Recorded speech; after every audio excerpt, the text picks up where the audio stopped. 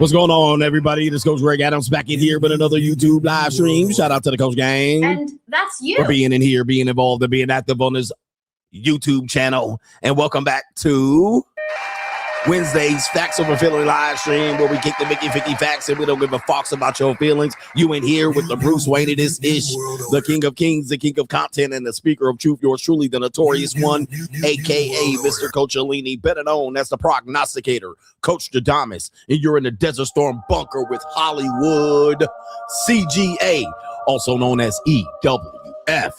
That is every woman's fantasy in the whole fucking show. I'm the CEO Niggero of Fixes Binds LLC, the unbinder, the undebatable, the undisputed best entertainment here on YouTube. You can call me Senor Gregorio Graybeard, as Kevin Samuel used to call me. But the ladies love to call me Mr. Third Leg. Your third leg was just phenomenal. Also the man with one thirbajo, that is the ecclesiastical Mitch Slapper. You're looking at the anointed one. Acknowledge me. The founding father of the After Pill, the junior college sociologist, the Morpheus of the mating matrix, the chocolatey Confucius, the Black Moses, the deliverer, also known as the man that ecclesiastically walks in the spirit of Elijah. You're looking at the hombre, more nicknames than anyone in the game. But in case you forget those names, just call me James Bond, Milo Poppy, Hentai CGA, the Lord of the Lings. Or you could call me the Benevolent Monarch CGA, see God Allah. You're looking at the reigning, defending 14 times since 2021, the monetized champion of YouTube, the Incel Mansfield Killer. We got a great show for you lined up today. We got to talk about Bumble's desperate move. Why 66% of women that Bumble polled now wants men to make the first move. After 10 years, the one thing that defined Bumble to separate themselves from the pack is the one rule they got rid of. All right, we're going to talk about this desperate attempt that Bumble has particularly done to stay alive and relevant in the dating and mating marketplace, and why it is doomed to fail. All right, once again, it is doomed to fail. Disgraceful. Dating apps have been dead for a long time. We declared that back about 5, 6, 7 years ago. Dating apps have always been relative trash in terms of finding legitimate partners, relationships. You can find some punani on a lot of dating apps, and women will basically say, well, I'm not here for hookups, and proceed to hook up. All right. All right. My most recent usage of Bumble, definitely smash some punani. All right, for sure. 0 dates, no dates, so-called paid for, always for free. All right, but anyway, we're going to talk about that coming up and much, much more. But like I said, if you contribute to today's show, $, did I say this already? $, the Notorious CGA on the Cash App, Venmo, Coach Greg. I don't know, man. PayPal, it's paypal.me / Coach Greg Adams. And that is near the top of the description box up on the Free Agent Lifestyle channel. And you can super chat by clicking the link on the top of the live chat. I think I said it already. On the Coach Greg Adams channel, I should say. The Coach Greg Adams channel. Okay. All right, we got some videos here. I might have said all of this.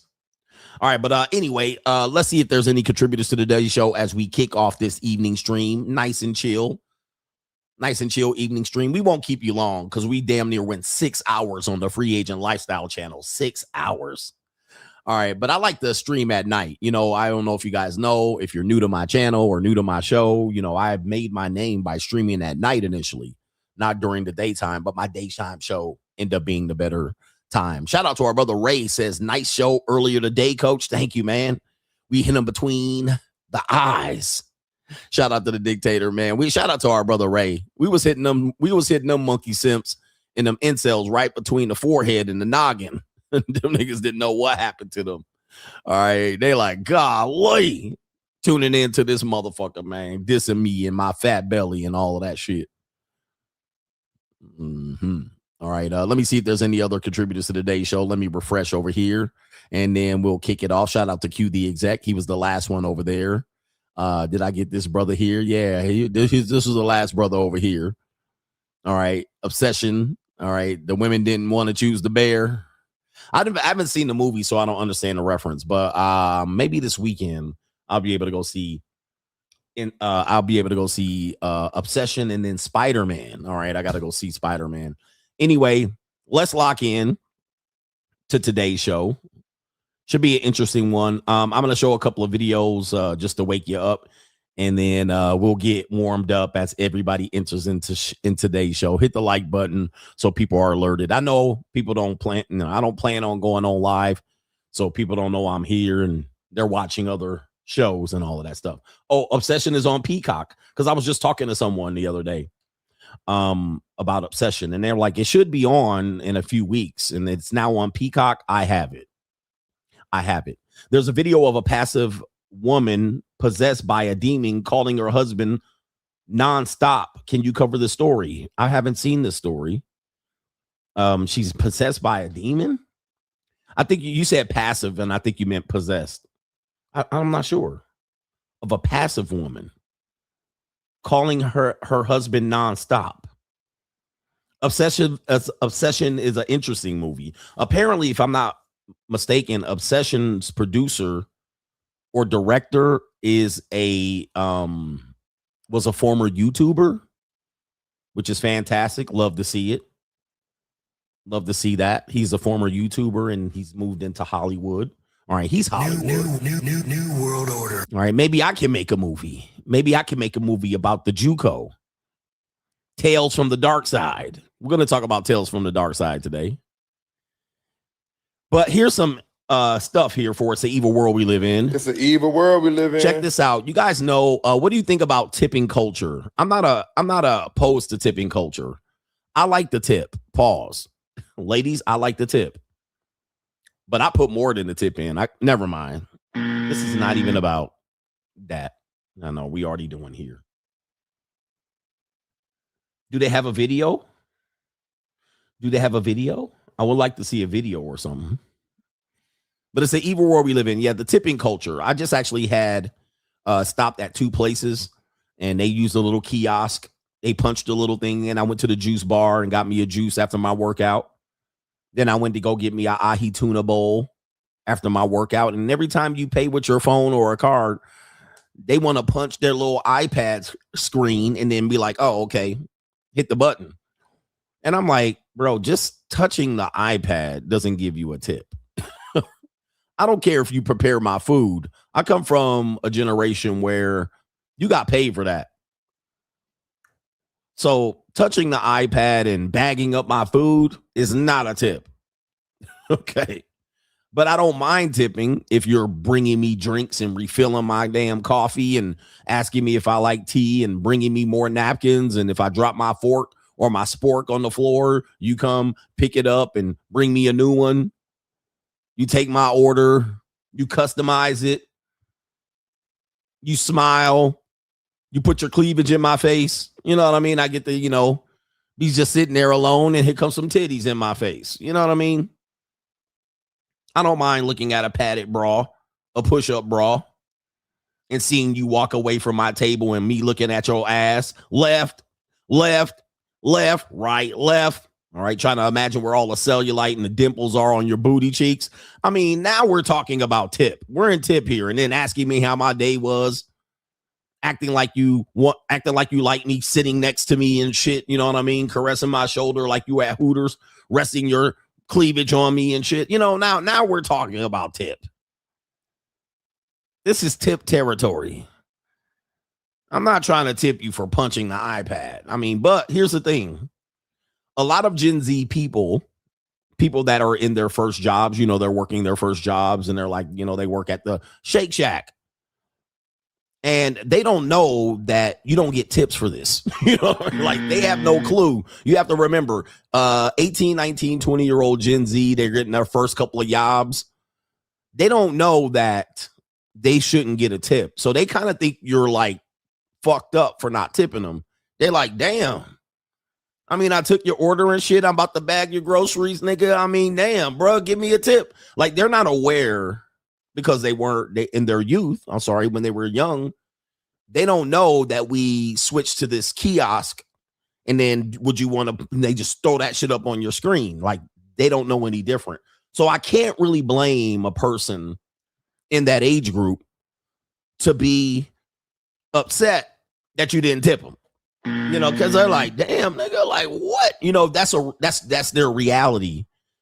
You can't just be mad at Gen Z's reality. That's their reality. They never had a job that didn't have this kiosk shit. So they're looking at you like you couldn't spare a dime, nigga. Like, nah, I'm not paying no damn computer. I'm not putting no computer for you to punch keys on your iPad. But in our generation, the old heads, the unks, people that worked at these stores, people that punched in motherfucking, you know, they got the Big Mac, they just punched the picture. Sinbad had a joke about this. They see the milkshake, just punch the milkshake on the screen. And then there was no kiosk. There was no screen to tap your phone. It just came up. You know what I mean? And it was like, you know, it was you know, the total was like $6.87.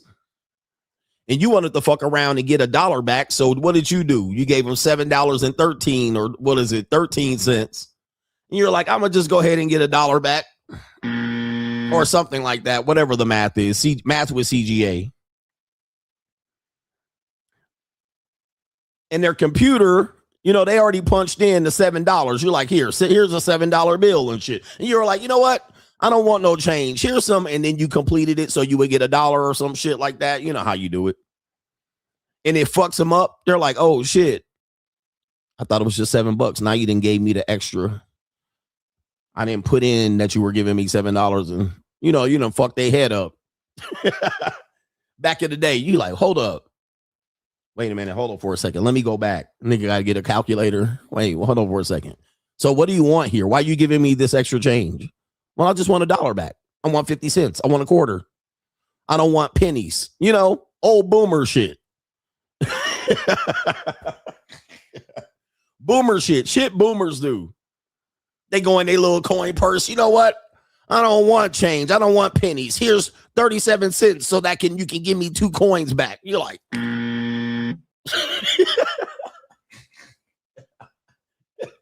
you like, oh no.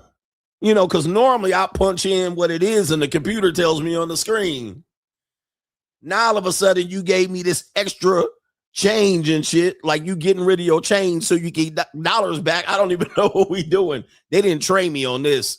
Ma'am, I don't know. The computer, it wasn't even the computer screen. The motherfucking register says I owe you.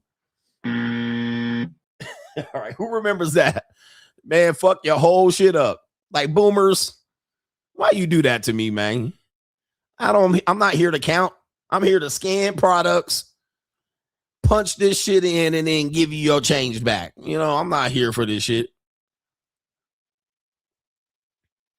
Boomers will put all of their shit. They go in their little purse. They pull out all this cash, and they get it all set to fix it. And they be like, wait a minute, let me write a check. A check? They're like, yeah, let me write a check.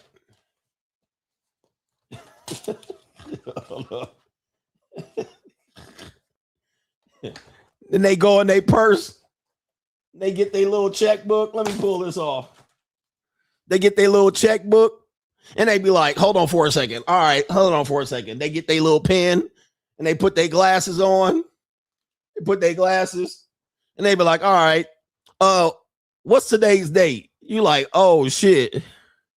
Today's date is the 13th and shit. You like, they be like, all right, cool. Where my pen at? They go through that checkbook and they try to go through the page. They be like, let me find where. All right, check number 187. All right, what we doing here? What store is this? What store is this? Is this where this at? Del Taco. $7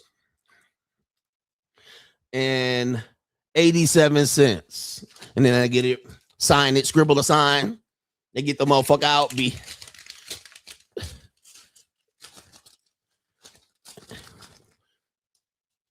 here. And you like, God damn. Because what you got to do, because now what you got to do is you got to punch it in. You got to take the check and you got to slide it through the scanner. and then it go through then you got to take the check out, initial it, make a photocopy of it. They holding up the line like a motherfucker.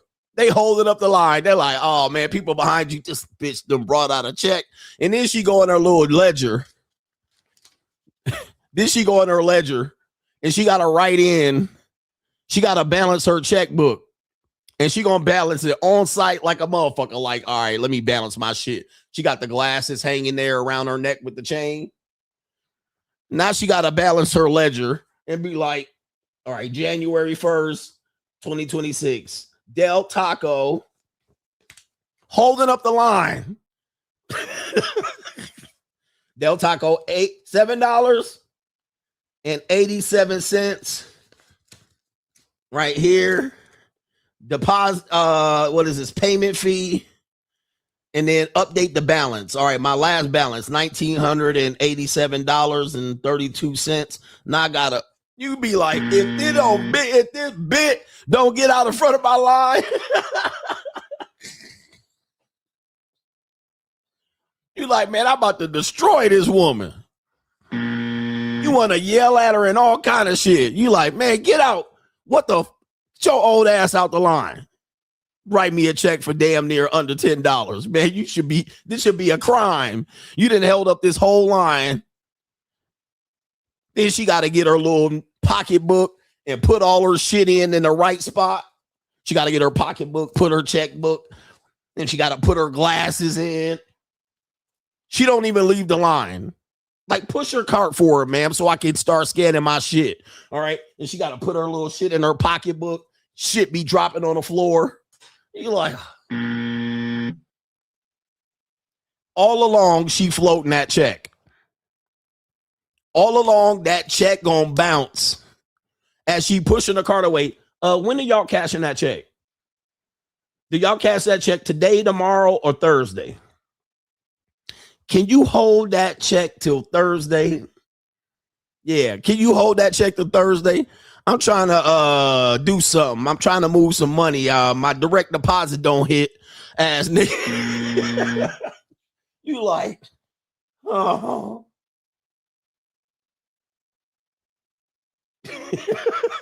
Yeah, they post date the check. What's today's date? It's August 12th, August 15th. Oh my Lord, nigga, bye. Damn, you youngins don't know, bruh. You brothers, you young people don't know what we old ass people have to go through, man. We had to go through some bullshit. Y'all get to just punch numbers on iPad and then shit go to the kiosk and you just sit up there waiting for a tip.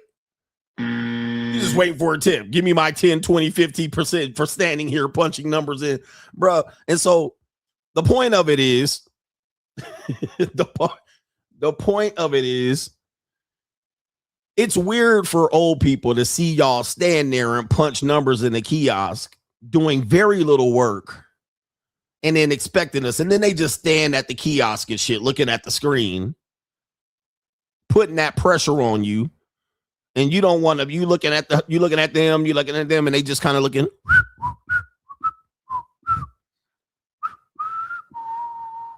And you looking at the screen, 10, 20, 30, 50, 11%. And you like, oh, nigga.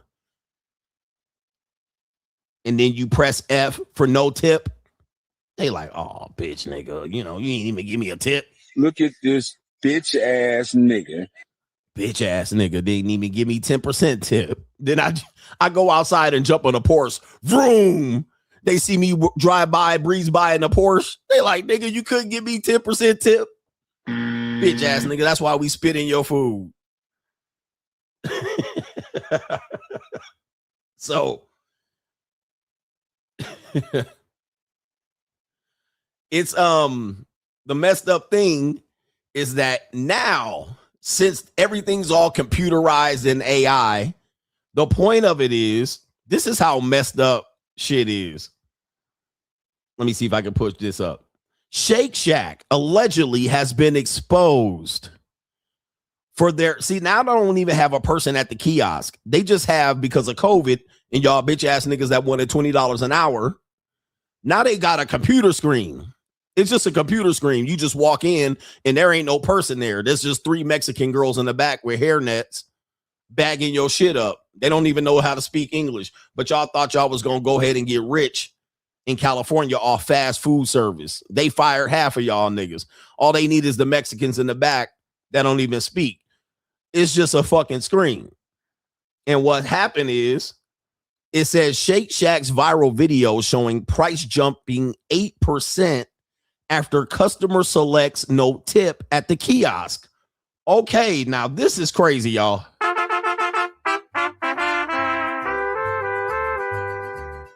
So this is insane.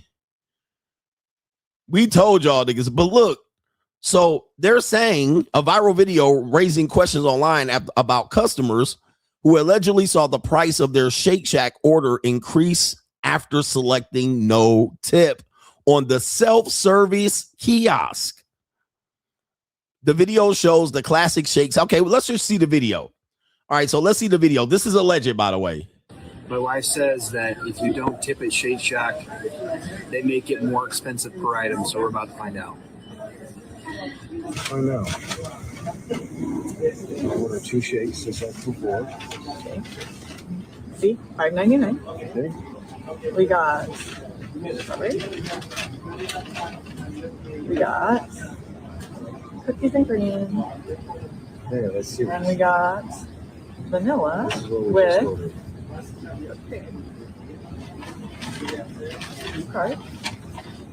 Okay, there Okay, it is. see that? Say check out. And then say, right here, no. Uh-oh, there's been a pricing update on one of your card items. All right, because you can see now they selected no tip at the self-service kiosk, and it says, uh-oh, this is all alleged. There's been a price update on one or more of your cart items. Please review these changes in your cart. So they added it up, pressed no tip, and let's see what happens. Please review. Okay. Damn. Everything went up. Everything went up. They put the tip. So no tip, but they said, okay, you get no discount then. Damn. I've flown myself. Man, and I don't ever watch this shit because they could have caught me a couple times, but I don't go at Shake Shack. But other restaurants could get me, like, because I'm not paying attention to the price like that. But that is insane. New world order. They said, oh, you ain't gonna tip the AI computer? Fuck your bitch ass. All right. Oh, bitch ass nigga. Okay. So instead of $5.99, it's now $6.49. Damn, that's crazy. New world order. And I'm gonna have to start paying attention to these people, man, because they out here bait and switching you. But I don't know if you guys know, gas stations do this as well. I don't know if they do this anymore, the gas stations. All right, people don't realize the gas stations. The gas stations, this was back in the day when debit cards started becoming a thing, and they were trying to phase out people with cash. So when you used to go back to the gas station, whatever the price was based on you using cash, if I'm not mistaken. But if you use the debit card, it was a different price. Yeah, man. I mean, they used to do you like that. I don't know if it's like that anymore, but that was what they were doing that. And as you can see, that's a cold, evil ass shit. AMPM does this. Shout out to KT the King. So AMPM does that. So cash discounts so if you use cash, it's a discount. So that's the number up there. But if you use a card, it's more. They still do this? Damn. They still California, they still do this. So you're looking at the gas prices, you're like, oh, $7.97. All right. And then you go up in there and then you use the card, it's $8.10. Like, what? What? All right, what happened? Damn, what happened? Man, this is unbelievable, man. That's cold. It's an evil world out here, man. Watch yourself. It's an evil world we live in. Watch yourself. Okay, we got one more It's an Evil World We Live In story. Okay, we were talking about surrogacy. Remember surrogacy? And I said, the one thing you have to worry about with surrogacy is that the woman carrying the child could renege on you. All right. All right. So you're trying to beat the fact that let's see, you're trying to beat the fact that you don't want a wife, all right, to mess your shit up. So what you're doing is you're going to hire a woman to carry your kid. I mean, obviously you wouldn't want to have sex with her and try to impregnate her multiple attempts. You're like, damn, you didn't get pregnant again. All right, let's have sex again. All right. But most surrogates aren't going to do that. They're going to do a test tube baby and put the turkey baster up there.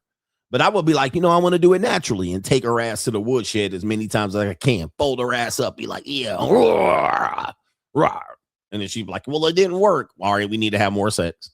All right. Especially this surrogate we're about to see now. Let's try again and again. Let's do it about 10 times this week and just see. All right. So what happens is, and take a look at this nice little surrogate right here. Look at that. Yummy, yummy, yummy. Yeah, I would have said we just going to have sex as much as possible. All right. I'm going to just have to take your ass to the light-skinned tragic mulatto woodshed. I'm going to have to knock the Mario coins out of you. All right. I'm going raw ski and I'm making a deposit. Okay. But apparently it says a surrogate who refused to early terminate a pregnancy despite its biological parents' wishes scores an early legal victory. See, now this is the negative part of surrogacy. This is the negative part of surrogacy. Somebody said, yeah, I forgot I had a vasectomy. Oh, I forgot I had a vasectomy. Sorry. The other 50 times. I'm sorry. All right, let me try next. So let's see here. This is one of the negative things, bro. You cannot trust women. You can't trust women. They gonna renege. Now we gonna lie to them, but they gonna lie crazy. So let's see what happened here in this situation. I haven't read it, but I want to see what happens here.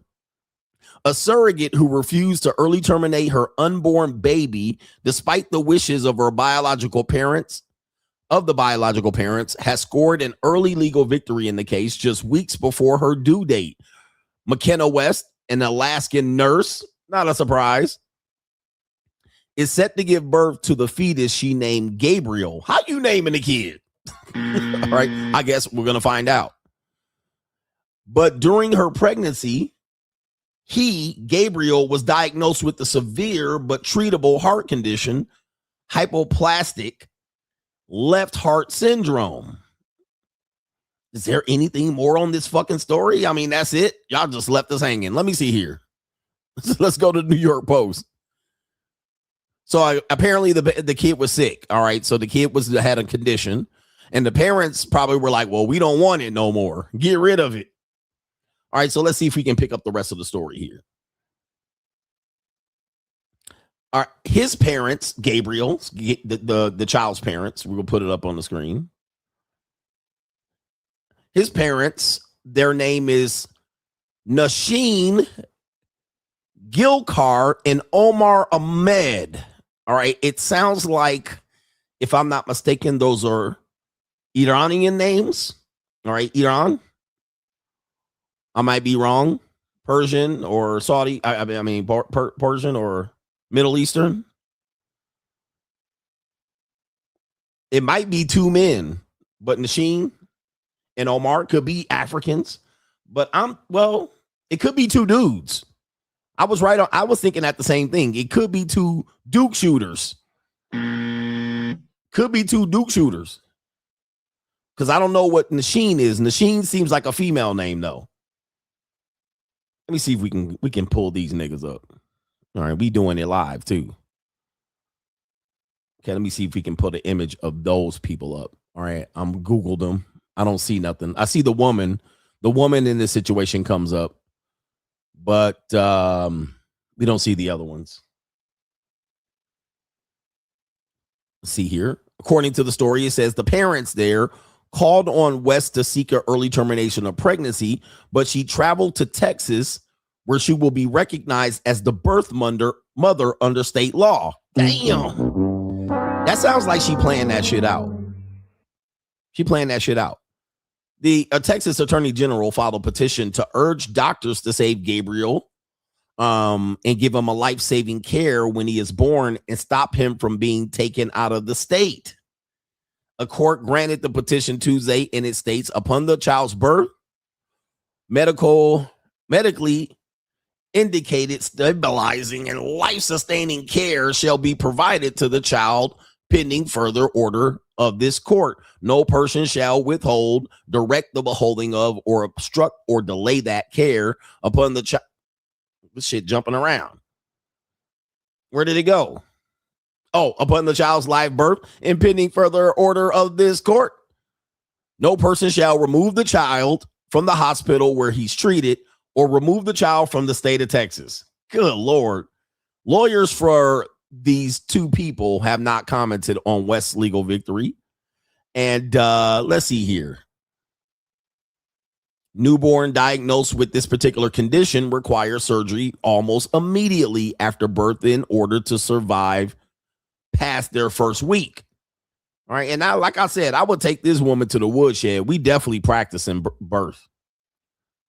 All right. We definitely practicing. All right. I'm not doing no in vitro. I'm not doing none of that shit. And look at these feet. She got her feet out. I'm tapping that, baby. All right. We doing the whole splash. As you see, I straight waxed that ass back. Okay. Anyway, we definitely waxing that ass. I'm waxing that ass like rain dance. We going. But babies who are operated on have at least a 75% chance of making it to 5 years old. And those who make it to their first birth have a 90% chance to making it to 18 years old. West's fetus was diagnosed with the condition in April, and it was diagnosed that came out of the blue. It was 20 weeks into pregnancy. The baby's parents were on a fake time call after the ultrasound. The doctor came in and told us that there was something really wrong with the baby's heart. There was no blood flow through the left side of the heart. Okay. She said she wasn't qualified to give a diagnosis and referred her to someone else. And so everybody was upset. But let's see what happens. All right. It says, but there was a clause in the surrogacy contract that allowed terminations if there was an anomaly during the pregnancy, and feared the baby's biological parents would proceed with an early termination of pregnancy. And she said, I was feeling pretty confident that they were going to choose termination. And how could I possibly live with myself going through that? Oh, wait, this is confusing. This is a mess. This is an absolute mess. God dang. So essentially, she's saying my body, my choice. She's saying, I don't want to, hey, look, I still want to have the baby, but the parents who paid her to have the baby wanted it terminated. And she said, my body, my choice. Oh, Lord. And not only that, she violated the contract. So the contract said if there was an anomaly, she was supposed to terminate. She said no, and then she dipped to Texas. Ooh,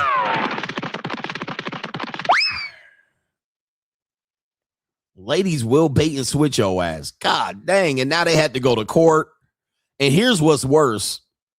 This kid is going to have the surgery, which is going to cost. I'm pretty sure the cost is not going to be, I don't think she's going to pay the cost. Or if there is a cost, she's going to have to sue for the parents to pay that cost. I'm pretty sure these parents are going to be responsible for having that cost. And here's the kicker. The child support. The child support. You know she going to file for child support.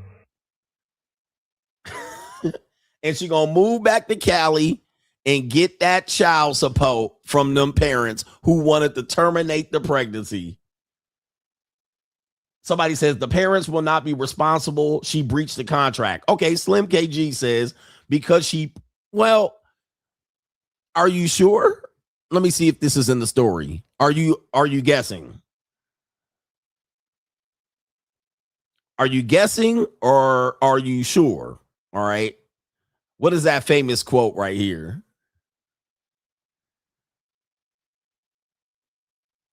Yeah, all right. Let me read the rest of the story here. It says West, who is a single mom of 2. All right, so we should have known. All right, we should have known. So she is already a single mom. All right, Slim says it's an educated guess. So it could be, but we're talking about the family court, the crooked ass family court. The family court don't give a fuck about no surrogacy contract. The family court only cares about that child's well-being, what's best interest for the child. So maybe possibly, but she's a single mom of 2 kids already. She's going to have her 3rd kid. I'm pretty sure all these kids got different daddies. She refused to have a termination in Alaska and is being sued. They want her to get the termination in their home state of California. But West is only willing to go to California if the baby's biological parents will allow him to get treatment, according to the lawsuit. And both parents are set to appear in Dallas court on August 25th. Man, jeez Louise, boy. Women are complicated, man. They're complicated. They're complicated people. They're loyal to one thing and one thing only. And that is their feelings. People might think it's money. Money makes them move. All right, bands make her dance. But they are loyal to their feelings, and they will violate a contract quickly. What an absolute mess. God dang, man. That's a damn shame, man. That is a damn shame to see. Okay. Okay. They're loyal to them feelings and emotions. That's nothing. You can't talk them off the ledge. You can't make common sense. And you're like, well, we had a contract. Fuck that contract. Renege.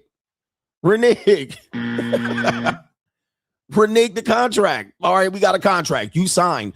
There's something, we were talking about this. A man will be like, this is a handshake deal. Right? We shook on it. And then when you do that and you violate them, the dude's like, you have no honor. Meet me at high noon.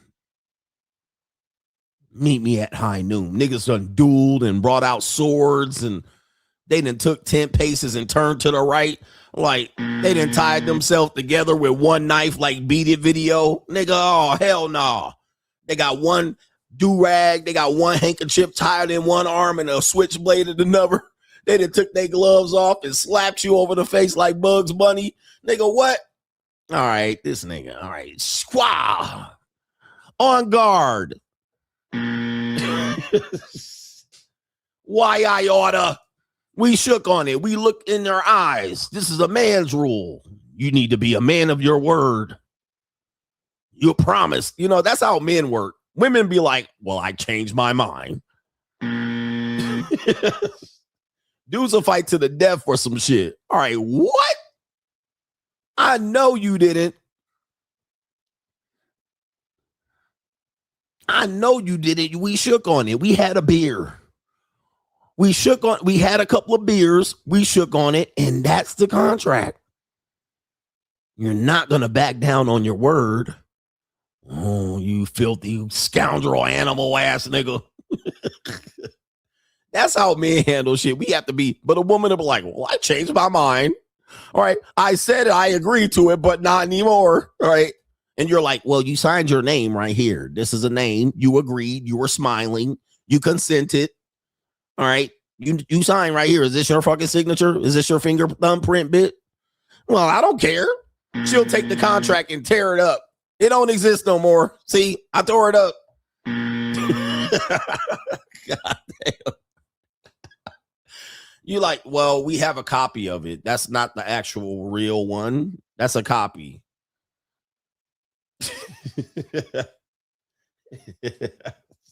That's a copy. I mean, we just printed that out. That's not the actual. We photocopied that. We just renegering, bruh. They are classic renegers. I mean, and I'm saying that as a mean. I mean,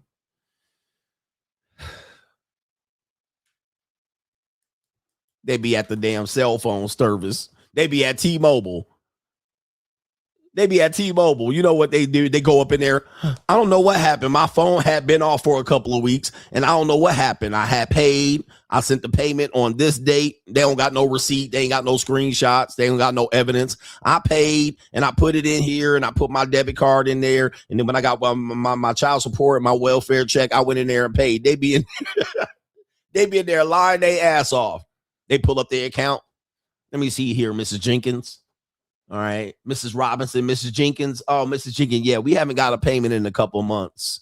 And we sent the notice. We called 11 times. We sent you a goddamn envelope that was red.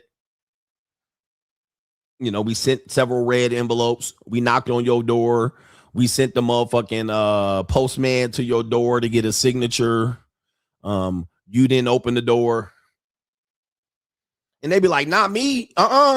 See, I had paid. I know I paid. It come directly out of my account. And they be like, well, Mrs. Rye, I mean, you know, you can go ahead and pull it up. If you can pull up and sign into your account, you can pull it up and show me. Why don't you do that? You got the app? Go ahead and sign into your app. And they be like, oh, something wrong with my phone. I don't got it. You got Wi-Fi? I can't get on. Or my phone freezing up. All right, my phone freezing up. I'm trying to. Okay, Mrs. Jenkins, can you step to the side here? There's like 3 other people here. Oh, one step to the side. And she stepped to the side, huffing and puffing. She trying to call somebody. Yeah. All right. And they got the nerve to be up here saying my. They be up in there trying to sign in. Something wrong with this one right here. The Wi-Fi not working, and I can't sign in. Oh, I'm out of phone storage. I can't download the app. They'll sit up there in 3 hours pulling this shit, knowing damn well they ain't sent NAN payment. Now, that's the crazy part about it. That is the crazy part. They will sit up there for 3 hours, bother these people, got them pulling up her account, got them going into the file. They go in the corporate office, pulling her file up.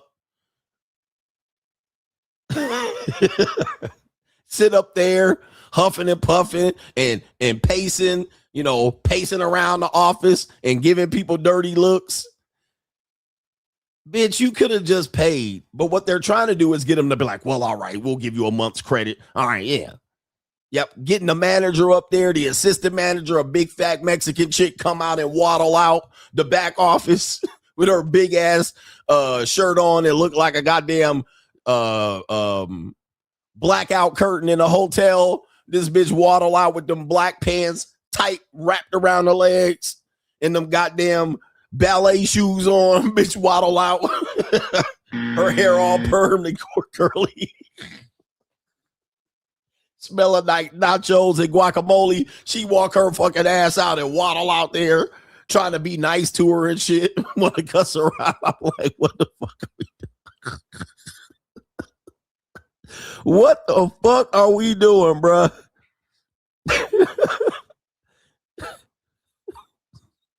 I'm like, man, this a clown show.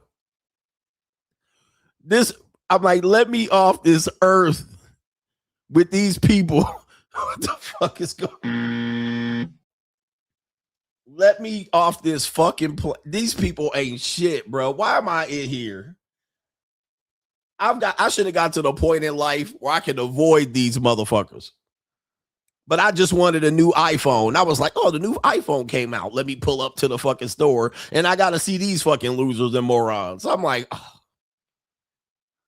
let me go back home and just order the shit online and let them deliver it to my fucking door. I'm not. I just wanted to order it real quick and pick it up. Do you have the orange one? Okay, let me get my shit and leave. But now I got this bitch and this bitch, big ass Mexican chick waddling. I'm like, I'm just going home, bro. Let me just go home. Norming out. And y'all got to deal with this shit. Y'all got a job or you go in normie world. Y'all still in normieville. You got to put up with this shit. On the way back home, your wife is a normie. Like, what in the hell? I just stay in the house. I just choose to stay in the house, go to the gym, come on back. All right. Just never go to the mall. I'll just order my shit online. Fuck it. All right. Anyway, let me do some super chats. We got a ling ling here, a Japanese ling. All right. We know what we like out here. This is not wasabi, baby. What kind of fuck you give me? We got a Japanese ling shares her body count. How many people do you think this little ling slept with? I'll show you right here. All right. She's interviewed. You're going to have to guess how many men she slept with. Oh, here we go right there. Hold on for a second. You can see it right there. How many men have you loved? Right there. What kind of fuck you give me? All right. What kind of think you got? American people, 8 kind of fuck. Love fuck, hate fuck, sex only fuck, breakup fuck, makeup fuck, drunk fuck, buddy fuck, pity fuck. All right. I got a story about it. This is going to be Tales on the Dark Side. Tales from the Dark Side. This ling, this little baby face ling, is going to reveal how many men she let slip slop that Asian poon. All right. All right. Slip slop that Asian poon. All right. Shout out to Hustle Every Day says Freeski is their life coach. Can't save her. And then when they get it, that lady at the store, right? She gets the people to finally be like, okay, we'll credit your account. We'll look it up. We'll file a claim. You know, we'll open a case and they'll give her a reference number. And this bitch walks out the store. See, this is how you do it. She'll wink and she'll tell everybody how she finessed the T-Mobile. And she'll go, yeah, they better have. And then she'll tell everybody she finessed T-Mobile. And you're like, ma'am, it took you 3 hours plus the time you waited in line, plus the time you took the fucking city bus over there and transferred to the bus going north and south, the bus going east and west. It took you 4 or 5 hours to get credited back. See, this is the thing, bro. These people, it's that losers think they're finessing the system, but you're like, you realize you could have got way more if you would have just played it straight. But nah, you got some crumbs and just to finesse people over and fuck over the system.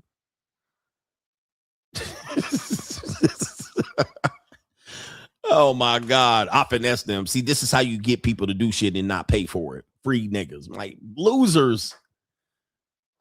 And then they'll brag about how you got over on the system and finessed it. I got it. I never had to pay for shit. I just do this and I just go that. This is all you got to do. Then she tell everybody else, this is what you got to do. You got to go in there and they turn her phone on. Then got the nerve to be like, thank you very much. Thank you. Trying to act dignified. Criminal ass person. Yo, loser, certified loser. Shout out to the dictator says she will sue and they will settle. Facts. That baby that's surrogate is gonna sue and they'll settle. The sad part is they were in the right. They were in the right. Paul, shout out to you. He says, boss up. Damn, man, you can't do right. The mistake they made. Let's go see something here. What mistake did they make? And I can't say this on YouTube. I can say it on locals. They messed with an MB. They should have went with the white woman. You know what I mean? Where the white women at? They should have went with a Latina. They went with a black woman, a half black, tragic mulatto. And she went in there with her fake voice. And the thing about sisters, why am I going to mess with black women? They're all going to be mad at me. Oh, fuck it. Anyway, one thing I don't like about black women is when they try to use that fake ass dignified voice, code switch voice. They be in the back, yeah, and I had a nigga doing this, and I had a and then they get their dignified call center voice on. Oh, hi, ma'am, how are you? Yes, this is Miss Jenkins. How may I help you? That fucking maid voice from the goddamn Gone with the Wind. They take out their mammy voice and put on their fake ass charm, dignified bullshit. And anytime I see a black woman talking like that, I'll be looking like, now you know. You done took the motherfucking sassy attitude right on out your voice and all the nigger shit right out your voice. I cannot stand when they try to act all, just, like I code switching is normal. But I cannot stand. I look at that black motherfucker. I'll be like, can't trust him. Can't trust him. Acting all feminine, and they sit next. They go on dates with you and do that shit. They sit across. Yes, how are you? They cross their hands like this and faking and shit. Yeah, and this and that. And she a total whore.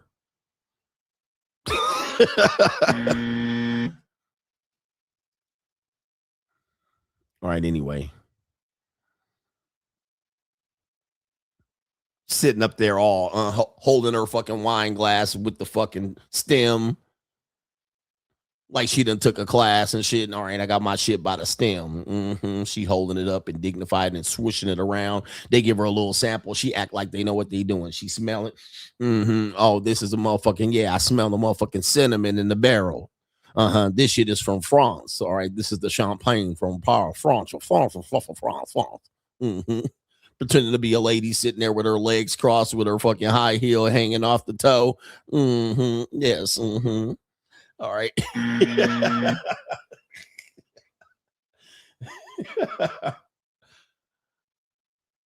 Yeah, she like, so do you come here often? Yes, I'm dignified. I'm a lady. All right, I'm not bad and bougie. I'm a classy woman.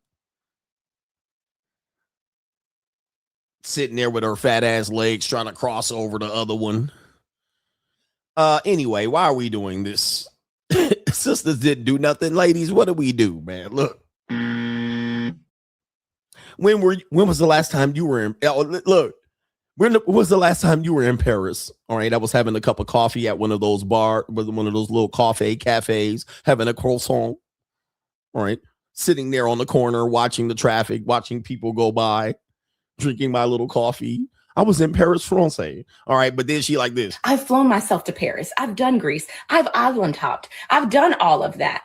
That's her real voice right there. That's her real voice.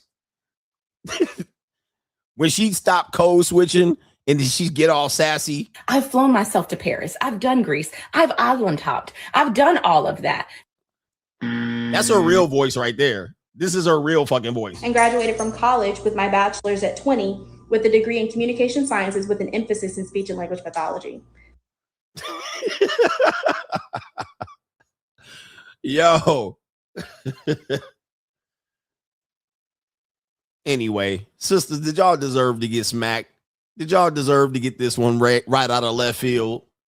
All right, anyway. Shout out to my sisters. Any sisters in the building? I saw Natty in the building. Any other sisters and shit sitting around here going, why this nigga going in on us? We didn't do nothing. We wasn't just minding our own business. And now CGA, you trying to slaughter us for no reason. We didn't do nothing. Right. All right. Anyway, shout out to y'all, man. Sisters. All right. Look. All right, ladies, sisters, I'll help you out. Just come over my house in your pajamas, no bonnet. I'll fix it for you. I'll fix it over. Bring that pink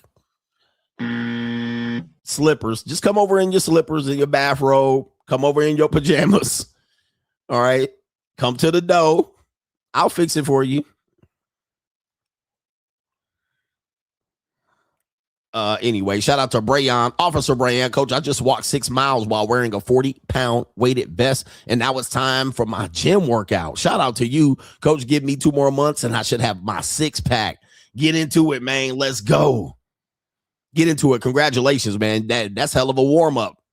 6 miles, 40-pound weighted vest. He gonna have a 6-pack by the end of summer. Shout out to the Officer Brayon. Congratulations, man. Keep it cooking. Keep it cooking. Ladies, one thing I can't do is I cannot have sex with when you're wearing a bonnet. I cannot have sex with a woman wearing a bonnet. There's a no. That's an absolutely no. I'm going to yank that bonnet off your head. Really, I want your hair down. And that's because, I need something to pull and grab on and really get to dominating you. You know what I mean? I cannot do the bonnet and sit there. Hold on for a second. Let me see. We got they got a nigga with a bonnet. The bonnets I hate are the one. Oh, all these bonnets look crazy, and they be out here trying to do propaganda to make you try to realize that a bonnet is natural. All right, no, it's not. That shit is just a nasty. Why these niggas got bonnets on? All right, because they got long hair. But the bonnet that hangs down, like it's a fucking Santa Claus hat. I cannot stand them bonnets. I'm like, I'm not about to fuck you with no bonnet on. There's no way. I can't think of anything more disrespectful. I can't think of anything more disrespectful than me try to clap your cheeks with a bonnet on. No way, bruh. There's no way I'm about to fuck you with this. No. Take it off.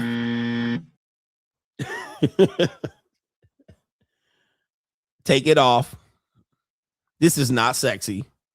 This is not sexy. This shit look crazy, bruh. And then they be trying to hike their leg up and keep their bonnet on. And then they be, I'm out here on top of a missionary and they got this bonnet on and I'm looking down at this. There ain't no way. Absolutely not. I'm going to rip it off your head. Yank it. Redo your hair. Motherfucking, what do they call it? Where they wrap their hair, rewrap your hair, or before you wrap your hair, say, are you going to want to have some sex? Yes. All right. Before you don't wrap your hair, put that bonnet on and jump up in bed. And then I'll be like, all right, roll over. And you're like, huh? And take your bonnet off. You're like, I just wrapped my hair. I just wrapped it. You should have came over and sucked me off before you wrapped the before you wrap your head. You should have known. Is there anything else? I'm about to retire. All right. Because what proper people do, this show is crazy already. This is what proper people do. A proper person, like a butler or a maid, they'll come out. They be like, well, it's 9:00, Mr. Adams. Will you need anything else for the night? You need a spot of tea, hot chocolate, candy cane, cookies, anything else I can give you? I'm going to retire. I'm going to retire back in the maid's quarters. All right. That's what a proper person would do. You know what I mean? All right. So they could go in the shower, clean up, go to sleep, and wake up at 5 a.m, sweeping my motherfucking floor. All right. Yeah. Well, is there anything else you need? Do you need me to turn down your bed? Do you need me to put a chocolate on your pillow? What do you want, Mr. Adams? That's what a proper person would do. A woman, if you're in my domicile, if I'm supporting you, if you're my wife, before you hop your ass in the shower, before you jump up in there and wrap your hair and put a bonnet on, you be like, Mr. Adams, can I suck you off one more time? You think I could jump up and down on you like a pogo stick? All right. Is there anything else you'll need? Do you need some sexual services tonight for all this providing you've been doing? Like, tell me you about to wrap your hair. Don't wrap your hair and slap a bonnet on your dome and then come up in there acting surprised that I'm about to get some pussy from you. Hey, it is what it is. I go up in there. No, your night's not finished yet. Grab your ankles and let me get this one off real quick. I'll be fast. That's what a proper woman, a feminine woman will do for me. All right. That's what I'm looking for, ladies. Do what you're supposed to do. Now I can politely decline. You think I can finish you off, Mr. Adams? No, not tonight, honey. All right. The night's off. Why don't you go ahead and retire? I'm a little bit tired right now. Go ahead and do what you need to do. Remove your makeup off your face. Sit in there and put all kind of motherfucking sprays and oils and all kind of shit on your face. Go ahead. Do what you need to do. I'm going to be at the titty bar tonight. I'm going out later tonight to go look at some younger girls. All right. This is a disgraceful show today. You do what you need to do, but make sure you don't leave this house and don't invite nobody in while I'm gone. Ladies, I'm trying to give y'all game, but you don't want to listen to me. But no, do not throw a bonnet on your head. Absolutely not. There's no way. There's no way. I can't do it. I'm not a bonnet type of dude. You know, I have some respect. And that's a disrespect to come in here with that nasty ass bonnet. That's disrespectful. Put it on, ladies. Back in the day, women had decorum. They waited till their husband was halfway asleep and got some sex before they took their face off. It's only right. You're at home sitting around raising kids. I done kept you away from the night. I'm supporting you. You wait till I'm asleep. And then you go in there and remove your makeup. You go in there and shower up and wash your armpits in between your legs. You go in there and take the nasty rag and wash all off on your stomach. Then you take your eyelashes off and don't leave them shits all on my nightstand. Take your eyelashes off, get you a little like a contact lens case for your eyelashes. Go in there and remove all that shit and then creep your ass back in the bed. And don't look at your phone so I don't have this fucking light shining on my face. Pretty simple. I'm not asking for much. Then what you do is when you start seeing me move around and in the morning, when you start seeing me start to stretch, you get up, you go in the bathroom, you put your face on, Mrs. Potato Head, so I don't see what the fuck you really look like. Brush your teeth and then make yourself available for some services before I get going and moving around, all right? So I can roll over and wiggle on you and roll around on you for a little bit.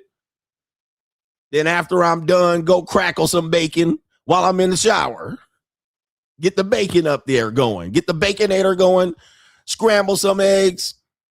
Fix me a cup of coffee when I'm in the shower. Jesus. I mean, what more can I ask for? Ladies, jeez. All this providing and protecting, the least you could do is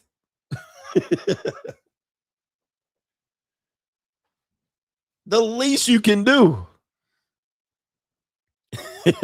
Ladies, does this sound disgraceful? What's wrong with this story? What's wrong with these expectations? Is this just too much to ask for? I'm paying all your bills.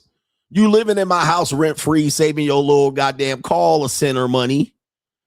Your little middle management, human resources checks, socking those away. Like, what more do you want from, like, what? I'm not asking for much. This is literally like 30 minutes worth of work, not even 45 minutes worth of work. I mean, you do this, I'm going to ignore you the whole day until you hop your ass back in the bed that night. Like, what are you doing? Yeah, Miss Natty said that's fair. This is not that much, but they do this and acting like you trying to give them a root canal. This sounds terrible. Meanwhile, when I go to the Philippines, when I go to Costa Rica, this seems to be status quo. Although some of them are getting more feminist as we go. This seems to be normal in the Philippines. This is normal in Thailand. This is normal in Cambodia.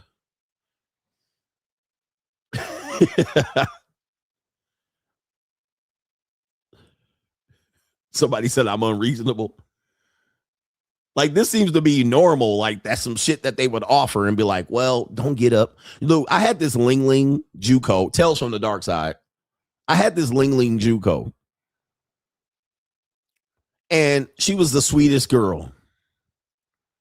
And she would do all that shit for me. She would be like, you know, I finished taking her to the woodshed. Just, she was sitting there. She would take it too. All right. Pulling her wig back, slapping her on the ass, giving her the motherfucking purple nurple going around her neck. And just, yeah, she just, then I finish up. Rawr! What do American women do?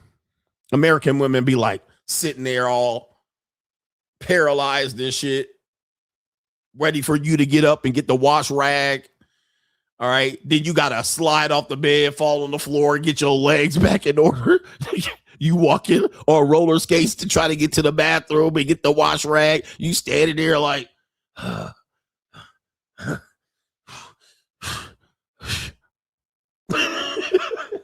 then you gotta wait till the water warm up, bring the rag back. The bitch just laying there like a motherfucking beetle. She'd sit there, wash me up. You missed the spot. It's dripping on the mattress. You're like, oh man, you doing all the work. Not this Ling Ling. Take your ass to a shed, tear it up, man. Finish up, roll off. She's like, can I get you some water? She in the bathroom with the warm wash rag coming down there, cleaning you up like a nurse lifted the elephant truck and the balls up. She turning you over right there. And then as soon as I be like, oh, I'm going to go get some water downstairs, I'll get it. She be like, I'll get it. What do you need? Water? Fig Newtons? You want me to cook something? I'm like, oh, I'm not used to this shit.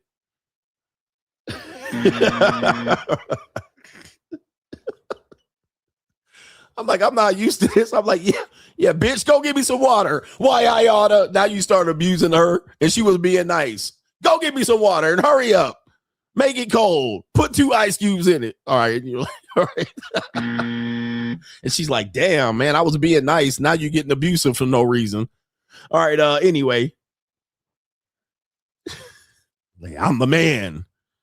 All right. Put it to my lips and tip it up. All right. Y'all ordering around. She's like, yes, sir. All right. She bringing coasters and shit and cleaning off the. Right, shout out to that Ling right there, man. Shout out to her. She watches my show every now. She used to watch my show. She got a boyfriend though. What kind of fuck you give me? But Lings do that, man. Lings, they're the best. Not all Lings do it. I've been with a lot of Lings. Not all Lings do it, but the ones that do are fantastic. I tried to train a black chick to do this. She did. She was doing well too. She was like, what do you want me to do? And I was training her up. I was like, bitch, you damn near 30 years old. You know what to do. Nobody ever trained you. Right? Nobody ever trained you. And she was doing everything that I was telling her to do. She was a nice girl. She was a schizoid, but that's neither here nor there. All right. She was doing everything I was telling her what to do. Okay, daddy. She hit me with this. All right. I had to train her up. All right. I hate training an old bitch. Okay, daddy. All right. I only trying to chain young girls. Like 18, 19, 20, and 21. I ain't trying to train no damn 29, 30-year-old woman.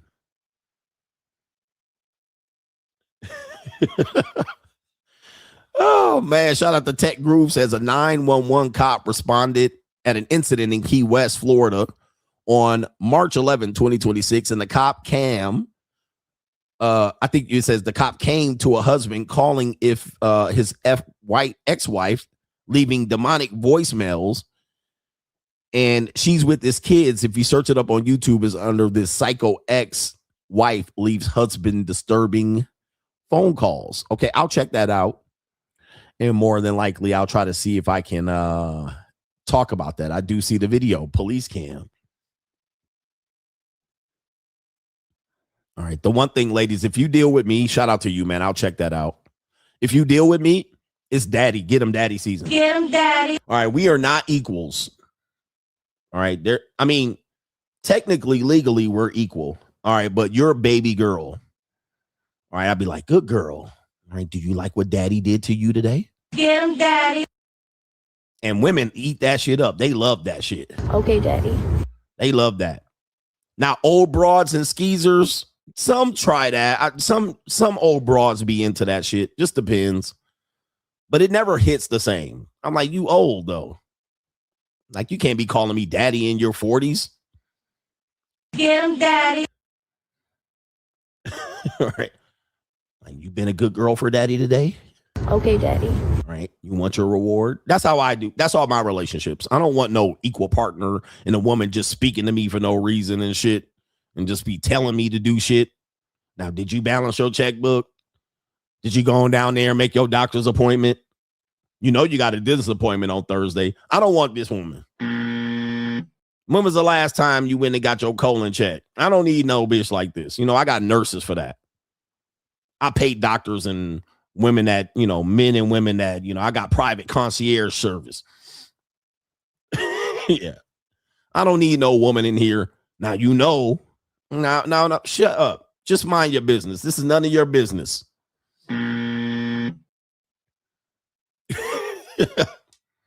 Did you return that library book? Remember 3 months ago, you didn't return that library book and it was $47.57. Man, shut the hell. Hold on for a second. Ma'am, go back somewhere. Shut your bitch ass up. Go somewhere. Go somewhere, man. I'm just trying to help you. But you don't want no help, I see. All right, and that's the problem with you, man. You don't listen. Hey, man, get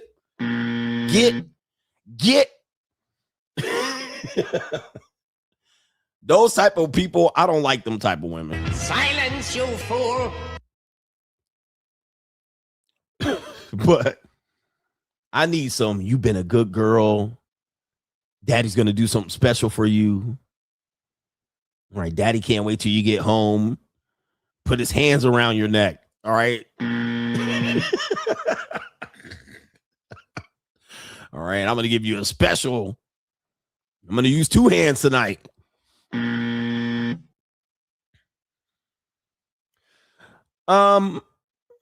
And you're going to like it. You're going to call me dad. She's going to be like, okay, I can't wait. I can't wait to get home for you to do that to me. Are you hold on for a second? And she'd be like, Okay, daddy. that's what we do. Okay, daddy.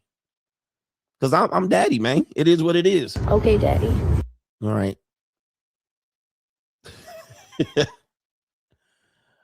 Oh, man.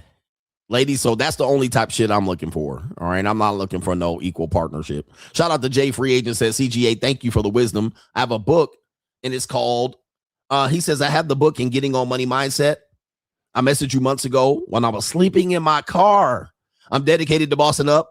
I now have a new car, a new apartment in Dallas, waiting on the email for the Fortune 500 software engineer internship. That's called bossing up. Congratulations to our brother here, Justin Keys. Look at that. And how long has it been?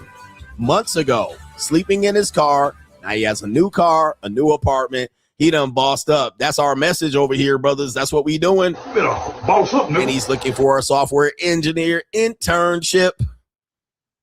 Just like that. Congratulations, brother. That's what we like to hear. That's what the reports we want over here. We having fun tonight, but we want those type of reports. We want men to understand that it only going to take you a couple of months to a couple of years to change the trajectory of your life. All you got to do is focus.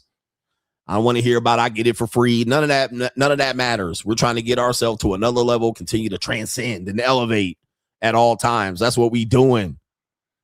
And I'm glad you allowed us to see that. And last one, Martin says, I think the bigger lesson that I've learned in recent days is that these women are getting more and more dangerous every day. You got to treat your life like the Federal Reserve or you'll get robbed or killed. He says they're like the woman in the red dress, Melissa Andre in Game of Thrones, which I don't know who that is, but yes, I'm not pop culture. Congratulations on that. Yeah, but I actually told you that. One thing that I told you, I said, a lot of guys believe that women are these frail, non-dangerous creatures. And this is a mistake. Women can be very dangerous. And there's dudes' egos will be like, I'll never be scared of a woman. I said, I didn't say don't be scared. I said, don't let your guard down. Because like on a one-on-one match, like we can all just handle a woman. You know what I mean? We could just handle them. But dude, other than that, they will catch your ass slipping. They'll wait till you go to sleep. They'll slip a Benadryl in your coffee, bleach. They'll have niggas at your door pulling up. They'll unlock the screen door in the backyard and have niggas pull up, watch right where you got the Benadryl. All right, they'll slip some scopolamine up in there, massaging your head. They'll put scopolamine on their titty and let you suck it off. Hey, bro. And dudes will be like, not me. I'm like, yes, you. All right. Especially if you have sex with one. You let one in your house. This is a dangerous woman. They'll take a hammer to their head in the bathroom and then come out bleeding, crying, calling 911. Just because we can handle a woman one-on-one when we're sober in the broad daylight, dude, they be out there. You know what a woman will do? She'll let your ass, she'll turn out all the lights in the bedroom. You'll go to sleep. She'll stay up awake and let her eyes set to the darkness. Right? You know what we do because our eyes adjust to the darkness. All right. You sleep so that when you wake up and you open your eyes ain't set to the darkness. This bitch will be in the corner praying and praying for your downfall. She be there with a knife with her eyes all set to the darkness, nigga, fiddling with your meat. Soon as you get it all, she'll chop your shit off. All right. Right. Cold blooded. I got to cut you. One of the fatal mistakes of men is they underestimate women. They underestimate women. And I keep telling y'all, your ego's not your amigo when you're dealing with women. And let's just be honest and fair.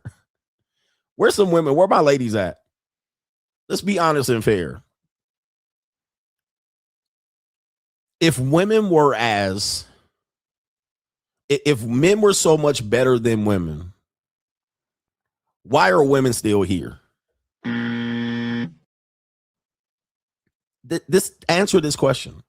Y'all hate women so much. If women were so inferior, why are they still here? For all intents and purposes, these women could have got wiped out a long time ago. Humanity could have been dead. With the saber-toothed tiger, the woolly mammoth, bears, spiders, the shit they scared of, why they still here? Earthquakes, typhoons. They slow, uncoordinated, and they still here. Think about this shit. How do they still here then if you so much better than them? If they so inferior?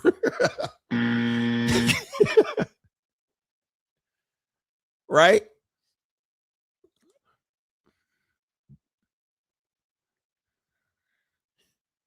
He said, without them, we go extinct.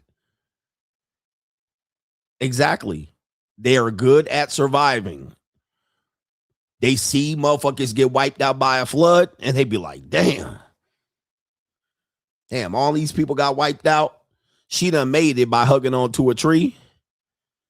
She looked up like this, and she saw me standing on the edge of a mountain with a cave and shit, and bear rugs and all kind of lion rugs and shit.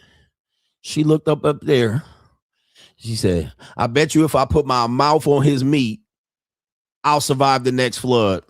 And she walked up there and said, I love you. And the rest is history.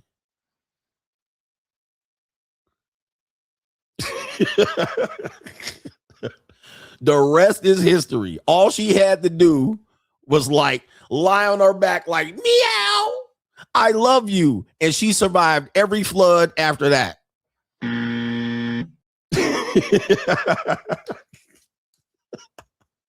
Now, you thought she loved you, but really she wanted to survive the flood. She's like, next time that shit happened, I'm going to be up there with that nigga. You see what I'm saying?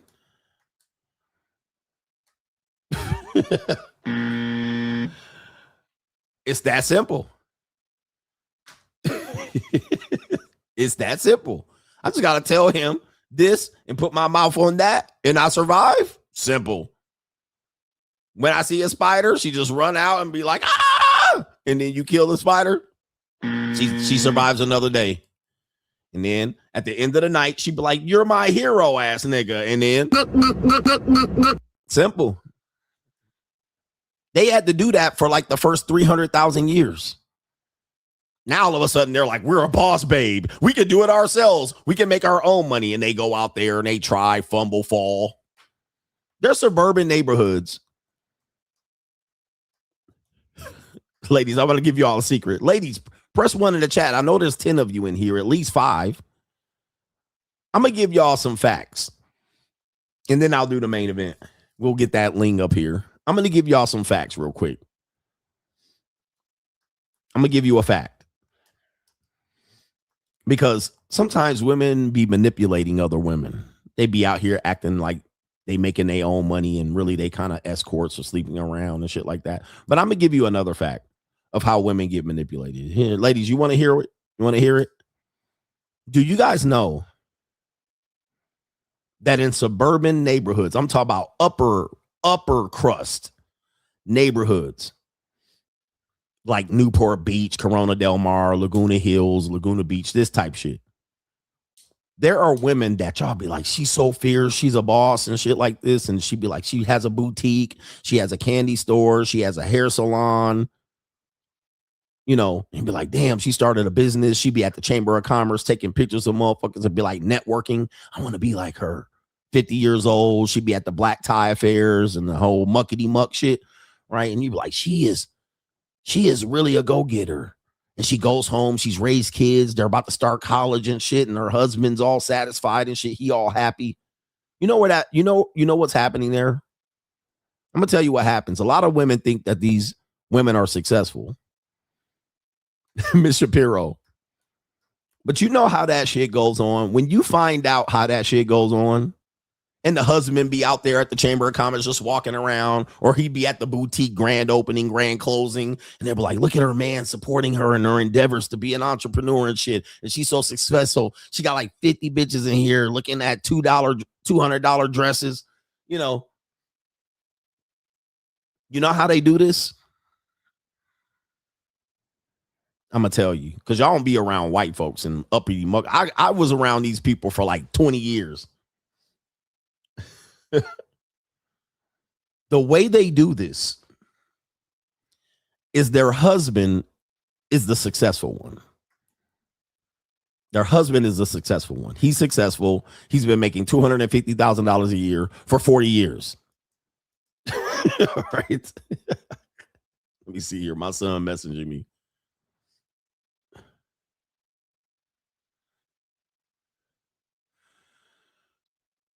Let's see here.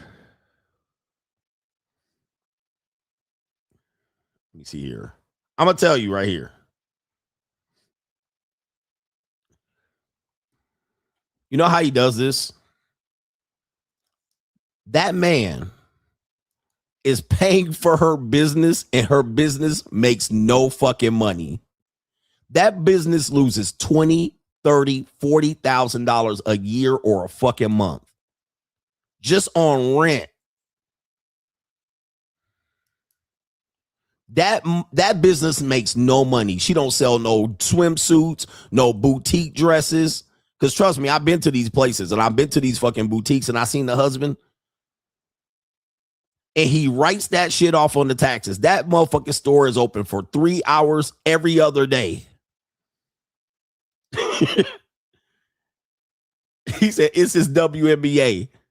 He give her a little restaurant or burger joint or some shit so she can run and organize and feel important and be doing motherfucking inventory and hire people. And then after 6 months, she lose interest in the shit. And the reason he does that is to get this bitch out the house and out of his motherfucking face. That's why he does that. And I say all men pay. Cupcake store, cookie shop.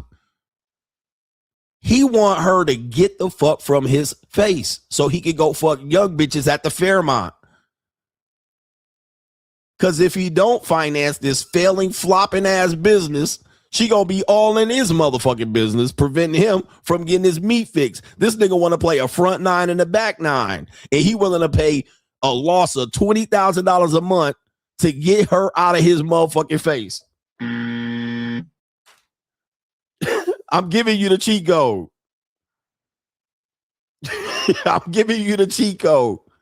So when he go down to Cabo and run through little Mexican chicks, and on his business meeting, she distracted over there at the cupcake store.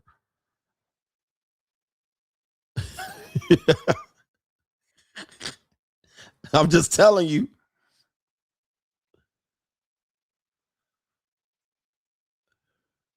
I'm telling you. Yep, the little jewelry shop. Because you got to look at it. You like fucking rent on that is like $8,000 a month. She got a wedding dress store. You looking at like, how the fuck is this jewelry store making money? Like how? Like how? And that's because the husband, that's her expensive hobby. That's how he gets her out of his face, out of his hair. And so he can have his little girls and his playthings and go travel and do this shit. Yeah, what you got some shit at the salon? At the hair salon just draining, losing money. They losing $5,000 a month. Yeah, he laundering that money. He washing money. And then people look at it like she's a boss and she's got a salon and a motherfucking boutique and a carpet store and a jewelry trinket shop. All that shit is losing money. They would have to make like $2,000 a day just to break even. And every day, they sell like $150 worth of shit.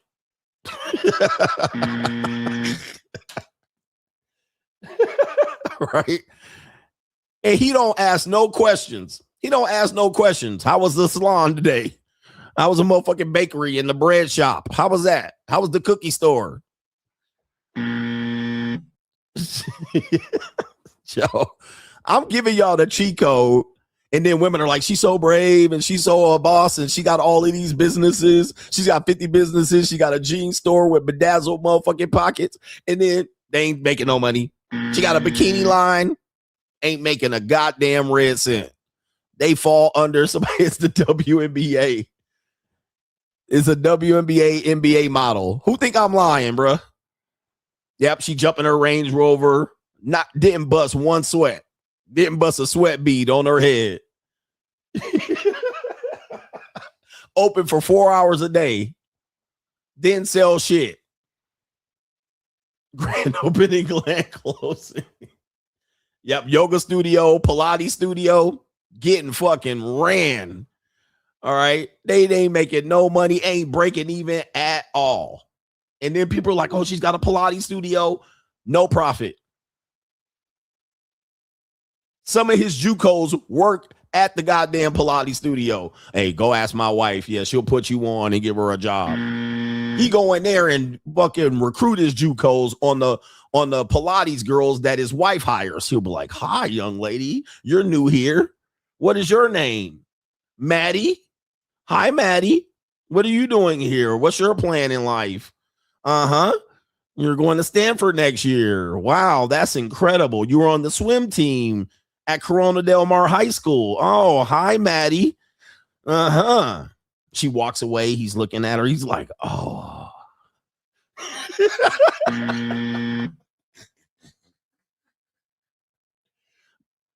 He goes home to his wife, breaks out some motherfucking ices and has a motherfucking jacket and Coke on the rocks. He's drinking. I met Maddie today. She seems like a nice girl. She deserves a raise. You got her number?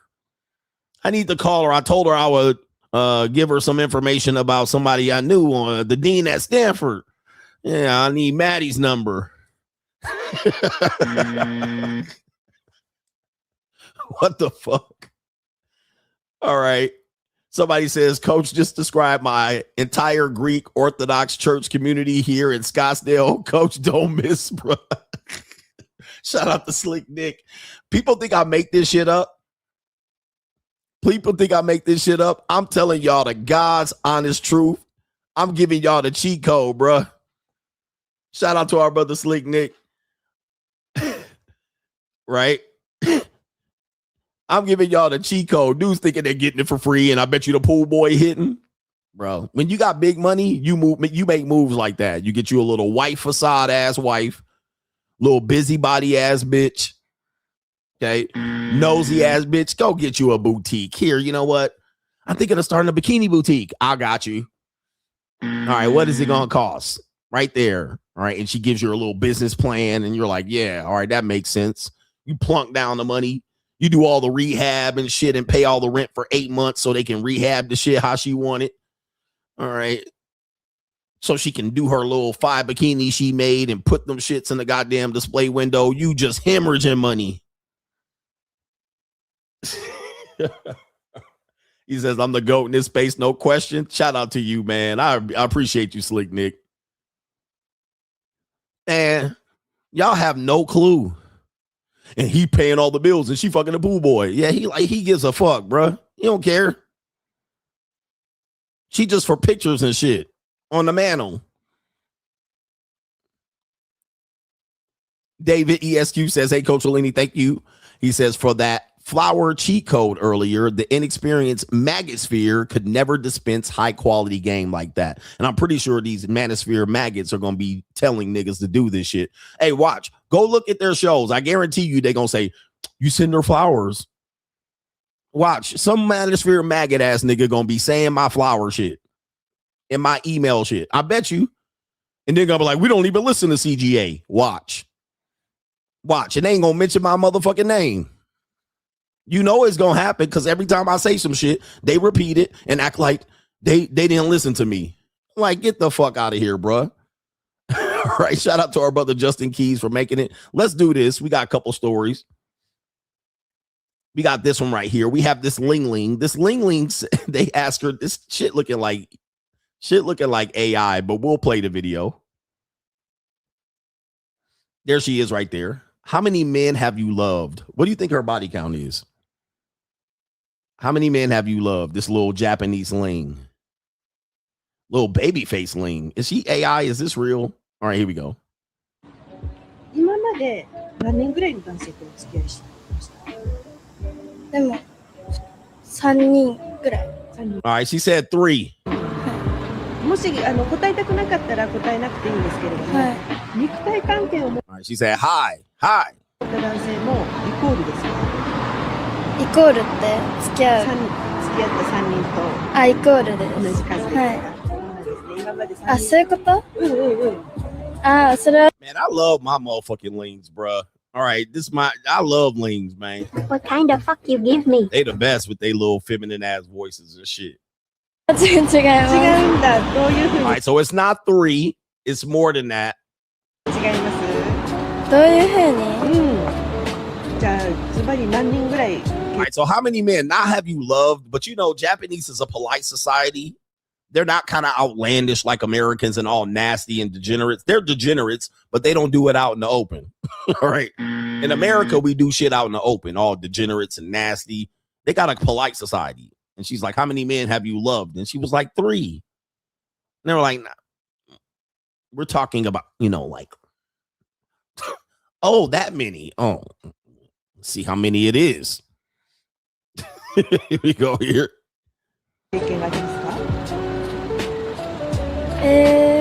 測定不可。I can't count. What kind of fuck you give me? I hope this is AI. I can't count. I don't know. 1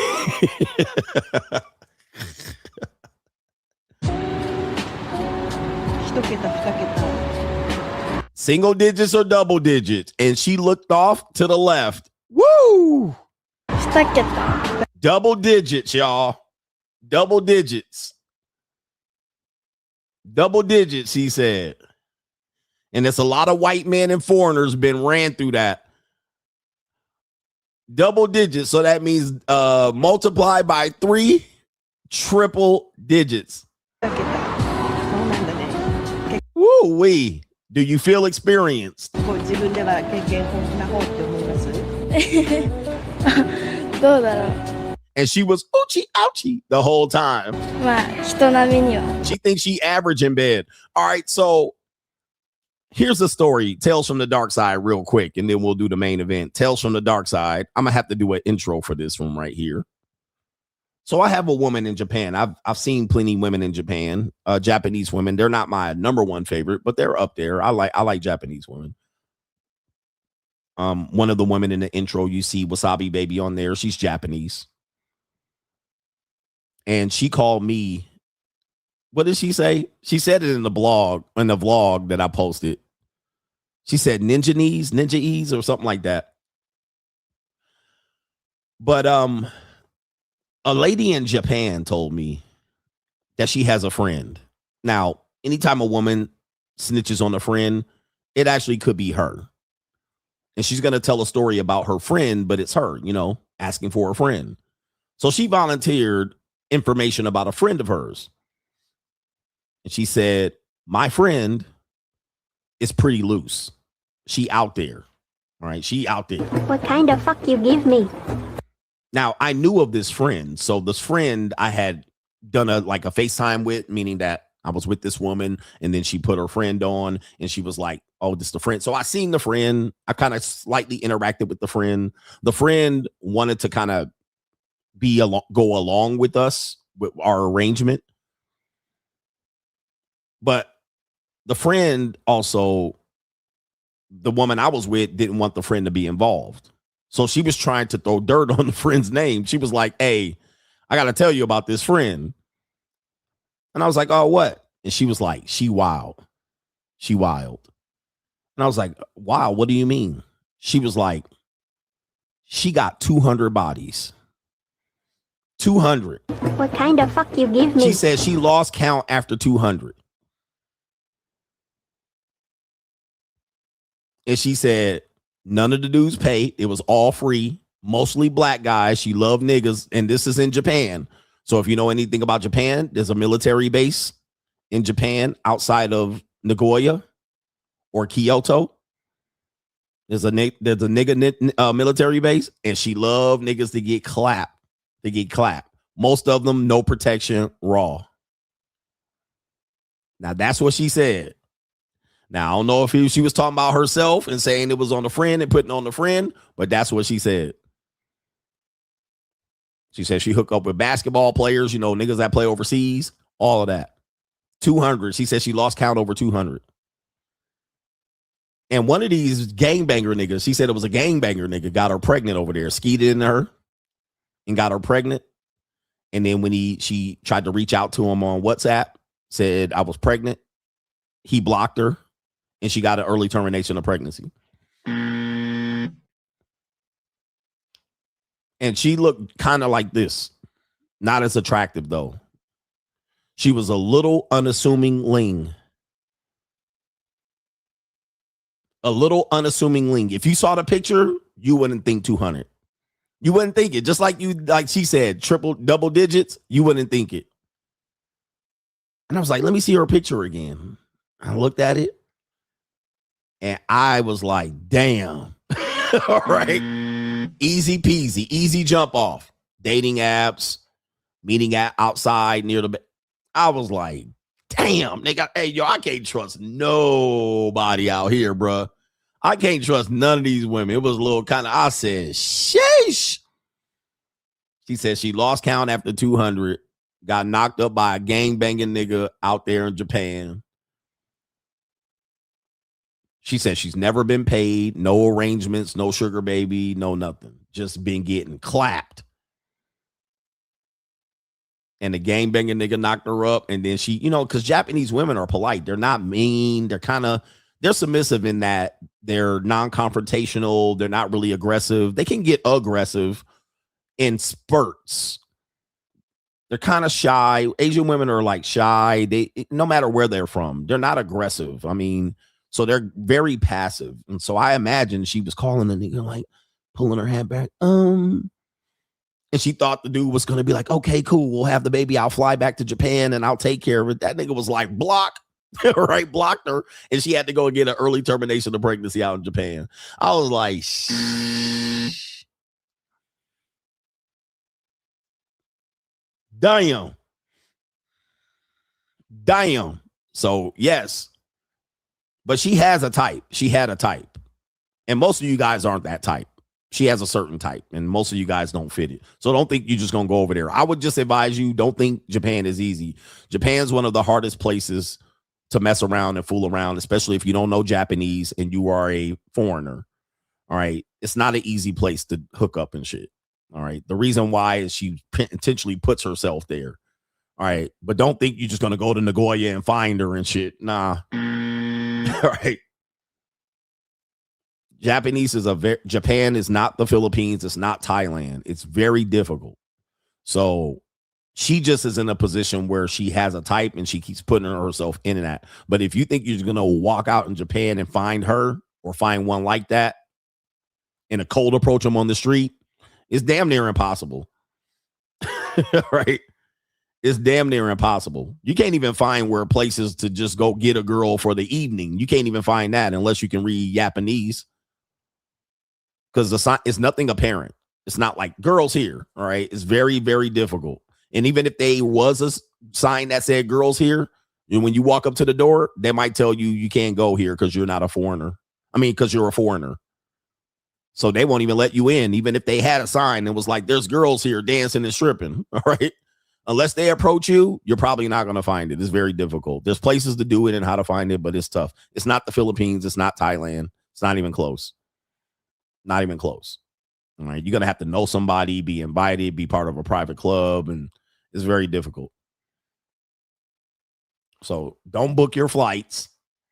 Do not, if you know somebody, you're good. All right, you can find a mama san spot, you know somebody, but it's not out in the open. It's not wild and fancy free. It's not Thailand by any stretch of the imagination. And even these hookup girls like this, you don't cold approach them. Yeah, Gaijin is basically foreigner. Somebody said nothing wrong with Thailand. Nobody said there was anything wrong with Thailand. All right, these niggas be getting their feeling hurt. I just said it's not Thailand. Why you getting your feelings hurt? Do not get your feelings hurt. I just said it's not Thailand. All right. Because Thailand is right there in your fucking face. And there's no cold approach there. All right. There's no cold approach. So don't think you're just going to walk up to Japanese bitches and pull them. No. They're going to run from you. They're going to run. They're going to get scared and they're going to scatter like a cat. Oh, he said you misunderstood me. Maybe you were talking about something else. But yeah, no. So don't think they're just going to be like, walk up and be like, yeah, let me just start pulling Japanese bitches off.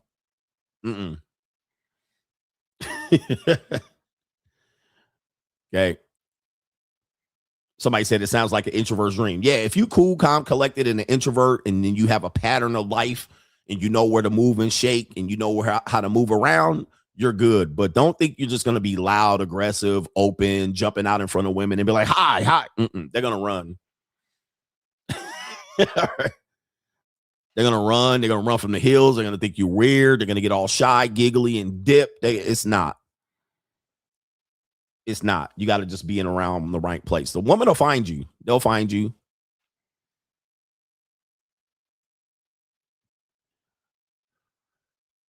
Let's see here.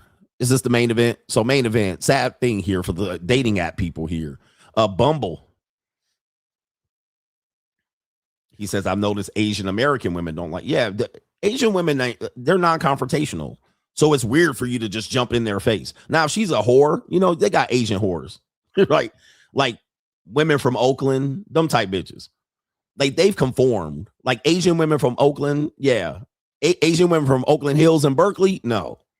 You kind of get in their circle and have a tea and be a part of their group and hang around their gay male friends and shit, right? Hang around their fraternity, sorority before. Once you get into there, you get integrated. But just to walk up some random Asian woman, they're going to be like, huh? What? Oh, what the hell? Nah. Yeah. And don't confuse Southeast Asian women with Japanese women. These are two different women. All right. So dark skin, ghetto Asian bitches with tattoos versus Japanese women, completely different. That is not the same women. Korean women versus some ghetto broad from the Philippines. These are two different women. So don't tell me I fuck with Asian women all the time in Long Beach. Those are Filipino women. Them cockroaches. All right. That's like cockroach bitches. You know what I mean? Those are easy peasy. They still shy. All right. They'll still be shy, but they'll let you cold approach and be all kind of innocent and shy and giggly and then be sucking the meat off of you. All right. But that's different. Japanese and Korean women are completely different. He says, I've always related to Cambodians. Yeah, Cambodians are like niggas. All right, essentially. That's not the same as Japanese women. And if they grew up in, Long Beach and Southgate, this is not the same,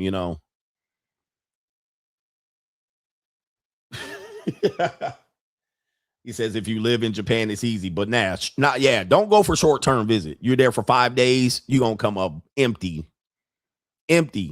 It's going to take you 3 or 4 days to get acclimated.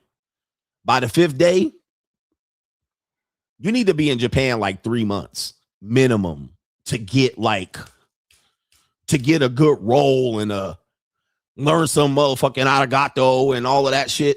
You need to get your feet planted in part of the culture and know where to go and get out of the fucking tourist zones and go to the areas where the girls are. Don't think you're going to do a 5-day stay and run through Japanese women. You're going to be sadly mistaken.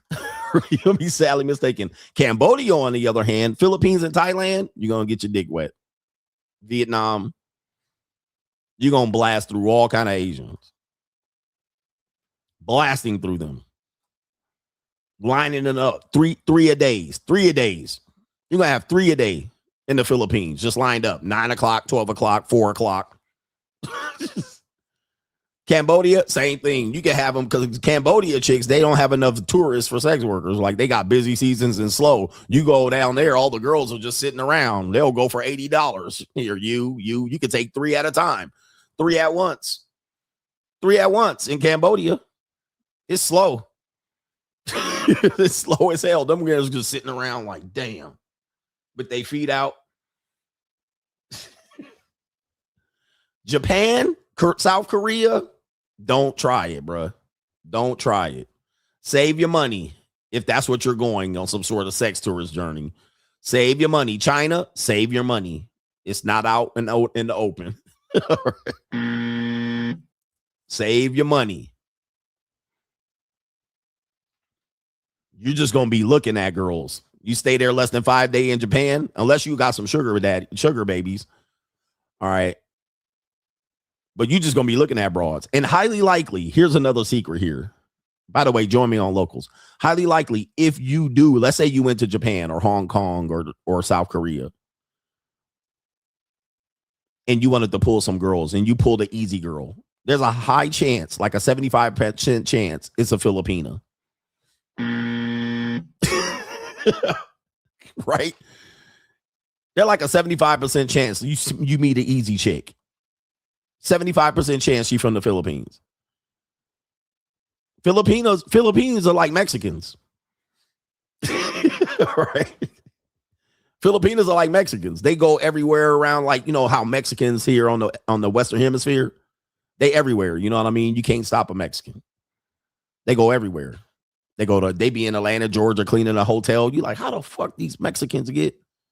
They be in Canada, South America, Brazil. Mexicans are everywhere. You can always find a Mexican.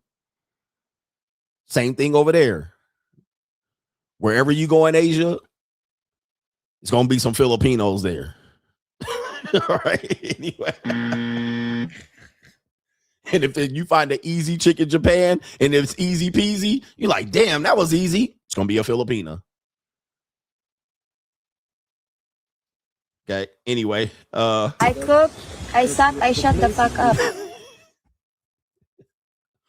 All right. See, Mexicans. So that's what I've learned over the last couple of years doing this and going there. Because I was in Hong Kong. I met this chick, layup. I asked her where she was from. She was from the Philippines. I was like, what? I said, I can't believe I'm in Hong Kong. First girl I'm with in Hong Kong, it was a Filipina. I didn't even feel like that was a good ease. I didn't even feel like I got a Hong Kong chick. I had to go back and find another Hong Kong chick. I was like, that didn't count. Because I was just in the Philippines. I came from the Philippines and going to Hong Kong. I was like, I didn't mean to get a Filipina in the Hong Kong. Like, what? I need a Hong Kong girl. I had to go find one.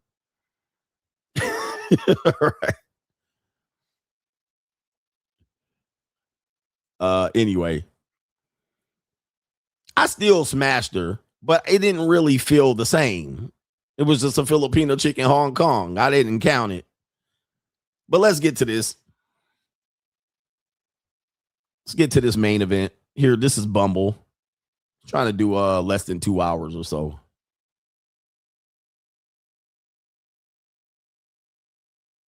Sorry. Somebody says, I pull Japanese women in Tokyo, Osaka, and Kyoto. Shout out to you. Do you live there? Or you just visiting? We got the main event here. This is Bumble. Dating apps were dead. CGA done said that many years, so as other content creators. But people, Bumble has been trying to stay alive for a long time and stay relevant. They've been doing some desperate moves. Their stock is down to basically worthless. And they're doing the one thing for people who don't know, who are not old enough to know the difference between Tinder and Bumble. They came around. He says he visits and speaks Japanese. Again, I mean, he's confirming what I said. If you don't speak Japanese, you're going to struggle. So he speaks Japanese again. So shout out to him. And that, by the way, I wish you would have said that because it looked like you were trying to disagree with me. But you actually confirmed what I said earlier. If you don't speak Japanese, you shit out of luck. But the fact is, he says, I speak Japanese. When you try to say that, just say that. Say, hey, coach, I speak Japanese, and I pull Kyoto. That would have been better. So men would have not get distracted. One thing about men, if you try to say, I do it, and then it makes it look like you have some sort of secret. And they'll just ask you for that. And they'll be like, oh, coach, he's different. He says you're lying.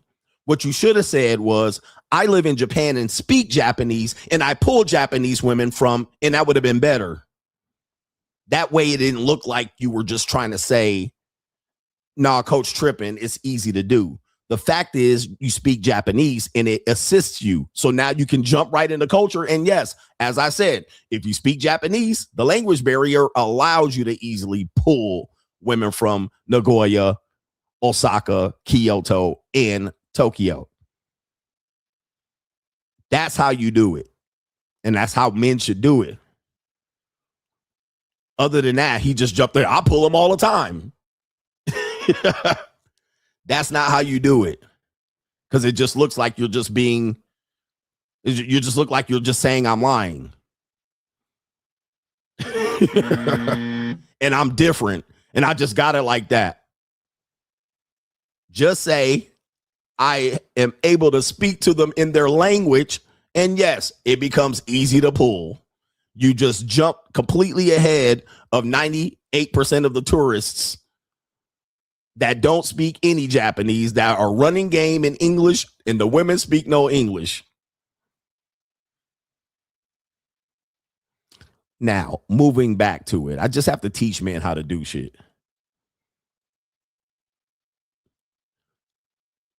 Shout out to Bumble here. For the people who don't know, Bumble and Tinder. Tinder was an app that was kind of a hookup app, but it started off getting promoted as people being able to get relationships. Now, Tinder they were the first one that came up with the swipe. All right. Before Tinder came out, it was basically a place you would go on the website. There was no apps, by the way, for the people who don't understand. There were no smartphones. There were no apps. You couldn't even get it on your fucking Nokia. But what you would do is you would go on the website and they had some sort of search function. All the people were searchable. You could just go up in there and pull down a drag bar. I want this person to be black, athletically built, 5'12". You just do this fucking search and then 100,000 people would show up. And then you would click. Some dudes would just spray and pray and send everybody a message, but it was difficult. It took time. Match.com. Okay, these things took a lot of time. Now, when the smartphone came out, one of the popularity of the smartphone was Instagram and Tinder. Those two apps alone led to a massive sale of the smartphone iPhone 3, because at the time, a lot of people were using Android before they started using iPhone. Android phones were more popular than iPhones. Okay. But when iPhone 3 came out, Instagram came out relatively around the same time. Instagram was not available on Android. And then I believe maybe Tinder was not either. So that led people to switch over back to Tinder. Yeah. And the Blackberries. But Tinder came up with the swipe.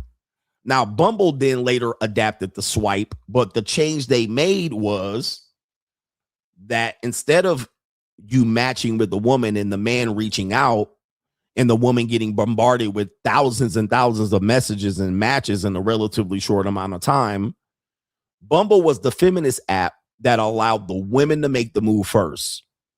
So the women wanted control. So they separated each other by several, I want to say a year or a year and a half. But it gave women the opportunity that it blocked you. So if you match with her, you couldn't message her until she messaged you.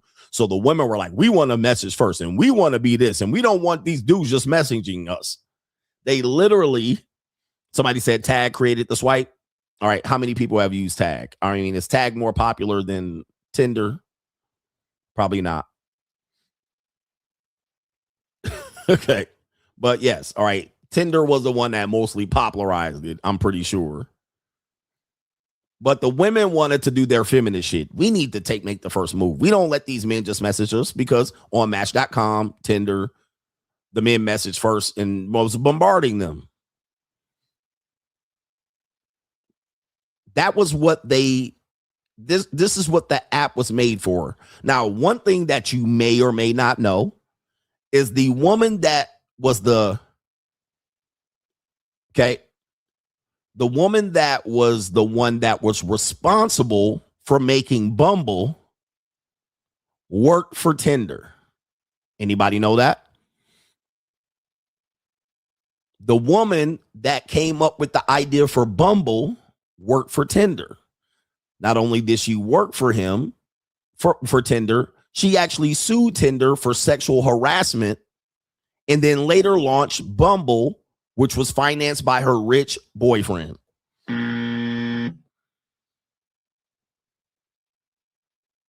So one of these things, people don't think another boss babe, oh, she's a COO, she's fierce. Her rich boyfriend, a billionaire, after she had her sexual harassment lawsuit from Tinder and got her check, she had a rich boyfriend, and that launched Bumble. It wasn't she was sitting back figuring out an algorithm. She basically took what Tinder was doing because she knew how to do it. Let me see if I can show you as proof. Let me see if I can show you as proof. Let's see here. Bumble. Here we go right here. Yeah, so Sugar Daddy. As I described earlier, 2014, Bumble founder Whitney Wolfe Hurd sued Tinder for sexual harassment and discrimination. She accused co-founder Justin Mateen of sending abusive text messages after their breakup. So she was dating the co-founder at Tinder. She wasn't just the boss babe. She wasn't just an employee. She was dating the co-founder at Tinder. Damn. She accused co-founder Justin Mateen of sending abusive text messages after their breakup and alleged that the executive stripped her co-founder title. The lawsuit settled for just over $1 million without an admission of any wrongdoing. So this is the boss babe of Bumble, basically going over to Tinder, working over there under a guy, and then broke up, took his money, sued Tinder, and then started Bumble. When I tell you that this is how the world works, this is how the world works. She wasn't just a woman going, I'm going to come up with an app. And she basically just took, and she probably sued and said, I'm going to take all your staff, and recruited them. And she probably was like, had a non-compete clause, and they probably took all the secrets, and she just moved it over there. She didn't come up with shit. She didn't come up with it. She just took the people over there. They probably was like, we can't stop her from the non-complete clause. And made her whole personality that, oh, by the way, let me see if I can find her rich boyfriend. Cold world, huh? When you know how shit actually works.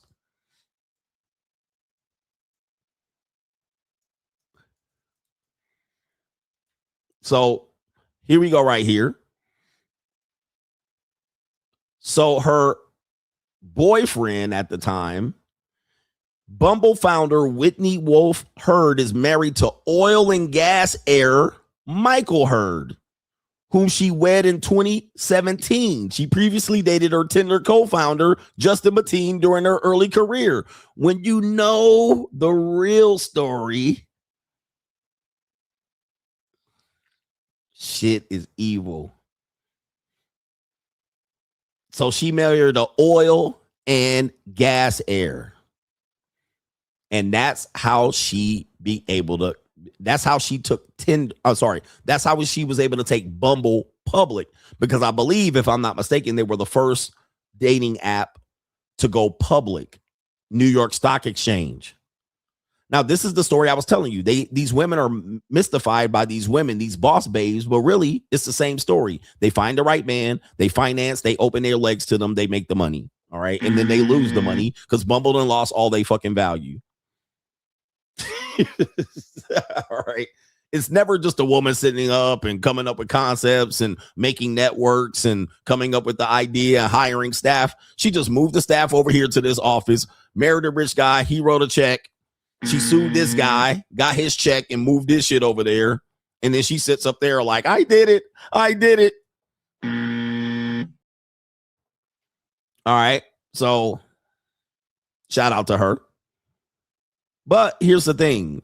Let's get to this article right here. And these dating apps are good as dead. I mean, I'm pretty sure, you can still use them and still hook up. Certainly if you go to like the Philippines and use Bumble, it's easy peasy. You could use Bumble in China for the people who are using a VPN illegally.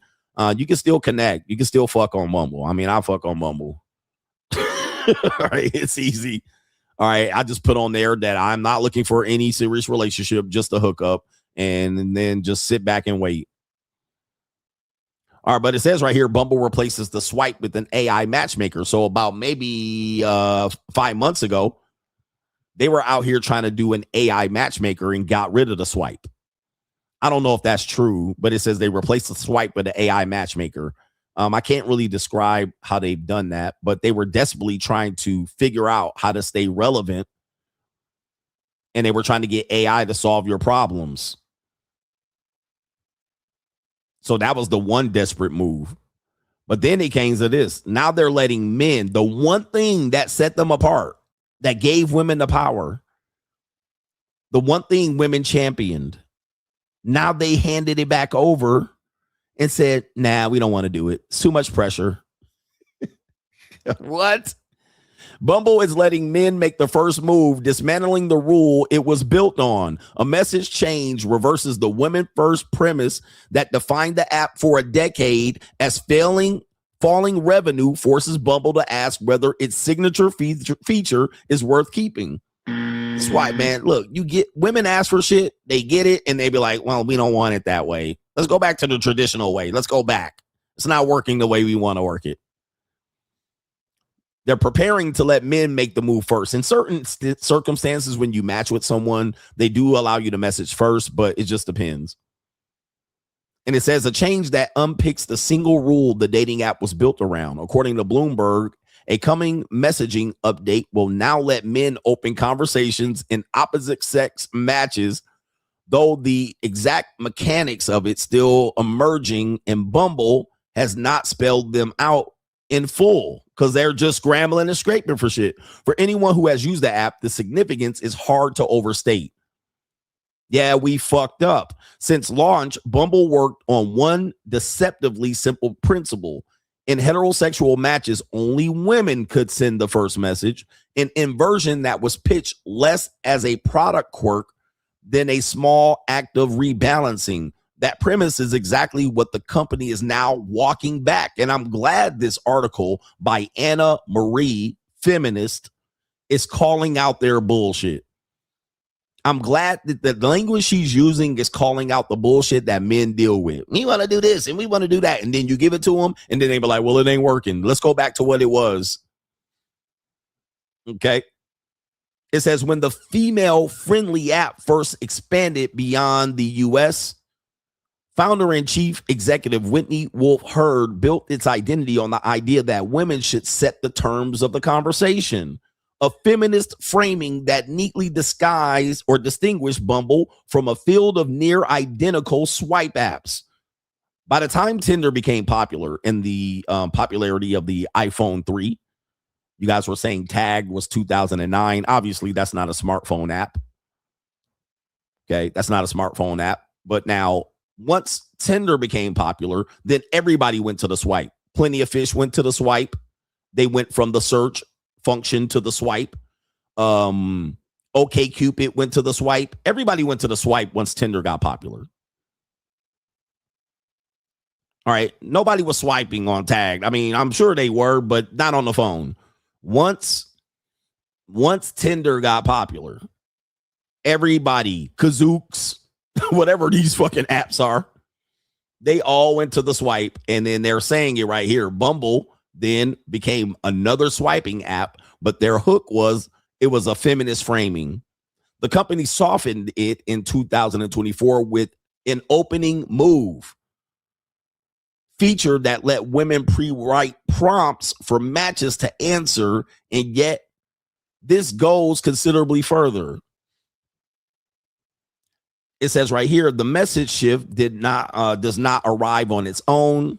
It's one strand of sweeping 2026 overhaul that reaches it into almost every part of the experience, since Bumble plans to scrap swiping altogether in select markets during the fourth quarter and lean into its AI matchmaker, which is designed to learn what users actually want from a relationship, which men want sex.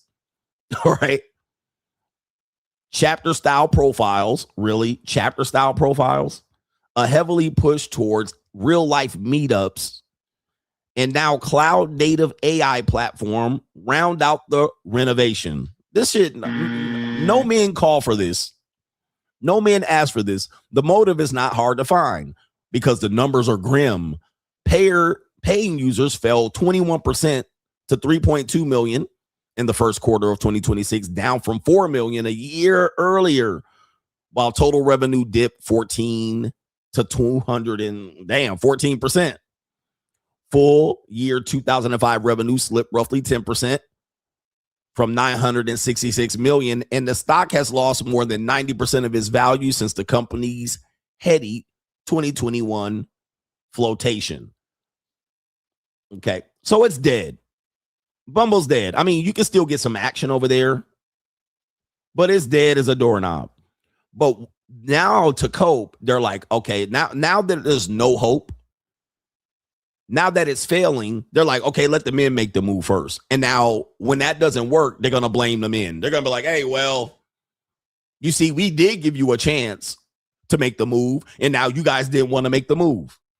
Now it's dead. Now you killed it. There was still hope. And it says right here, Bumble blames. Oh, here we go. Who are they blaming?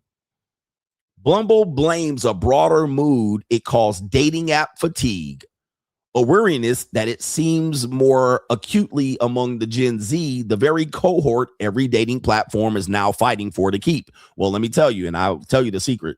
Gen Z are on sugar daddy apps. Right? Gen Z are on sugar daddy apps. All right, they're not on this fucking Bumble shit. These Gen Z women want to make a couple of dollars. All right, but the majority of the hottest bitches are on sugar daddy apps. They not on no fucking Bumble.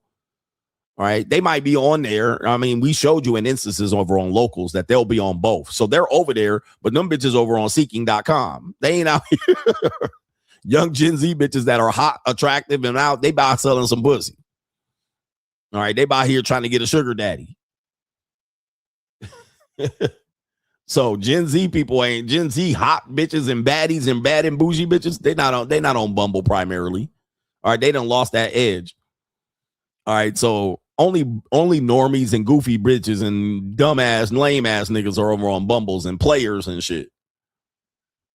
Whether the fatigue is a passing phase or a structural shift is how young people meet is the questioning hanging over this entire section, and is not one Bumble faces alone, since rivals from Tinder to Hinge are wrestling with the same drift away from endless swiping. Guys, they're on sugar daddy apps, bro. This is easy.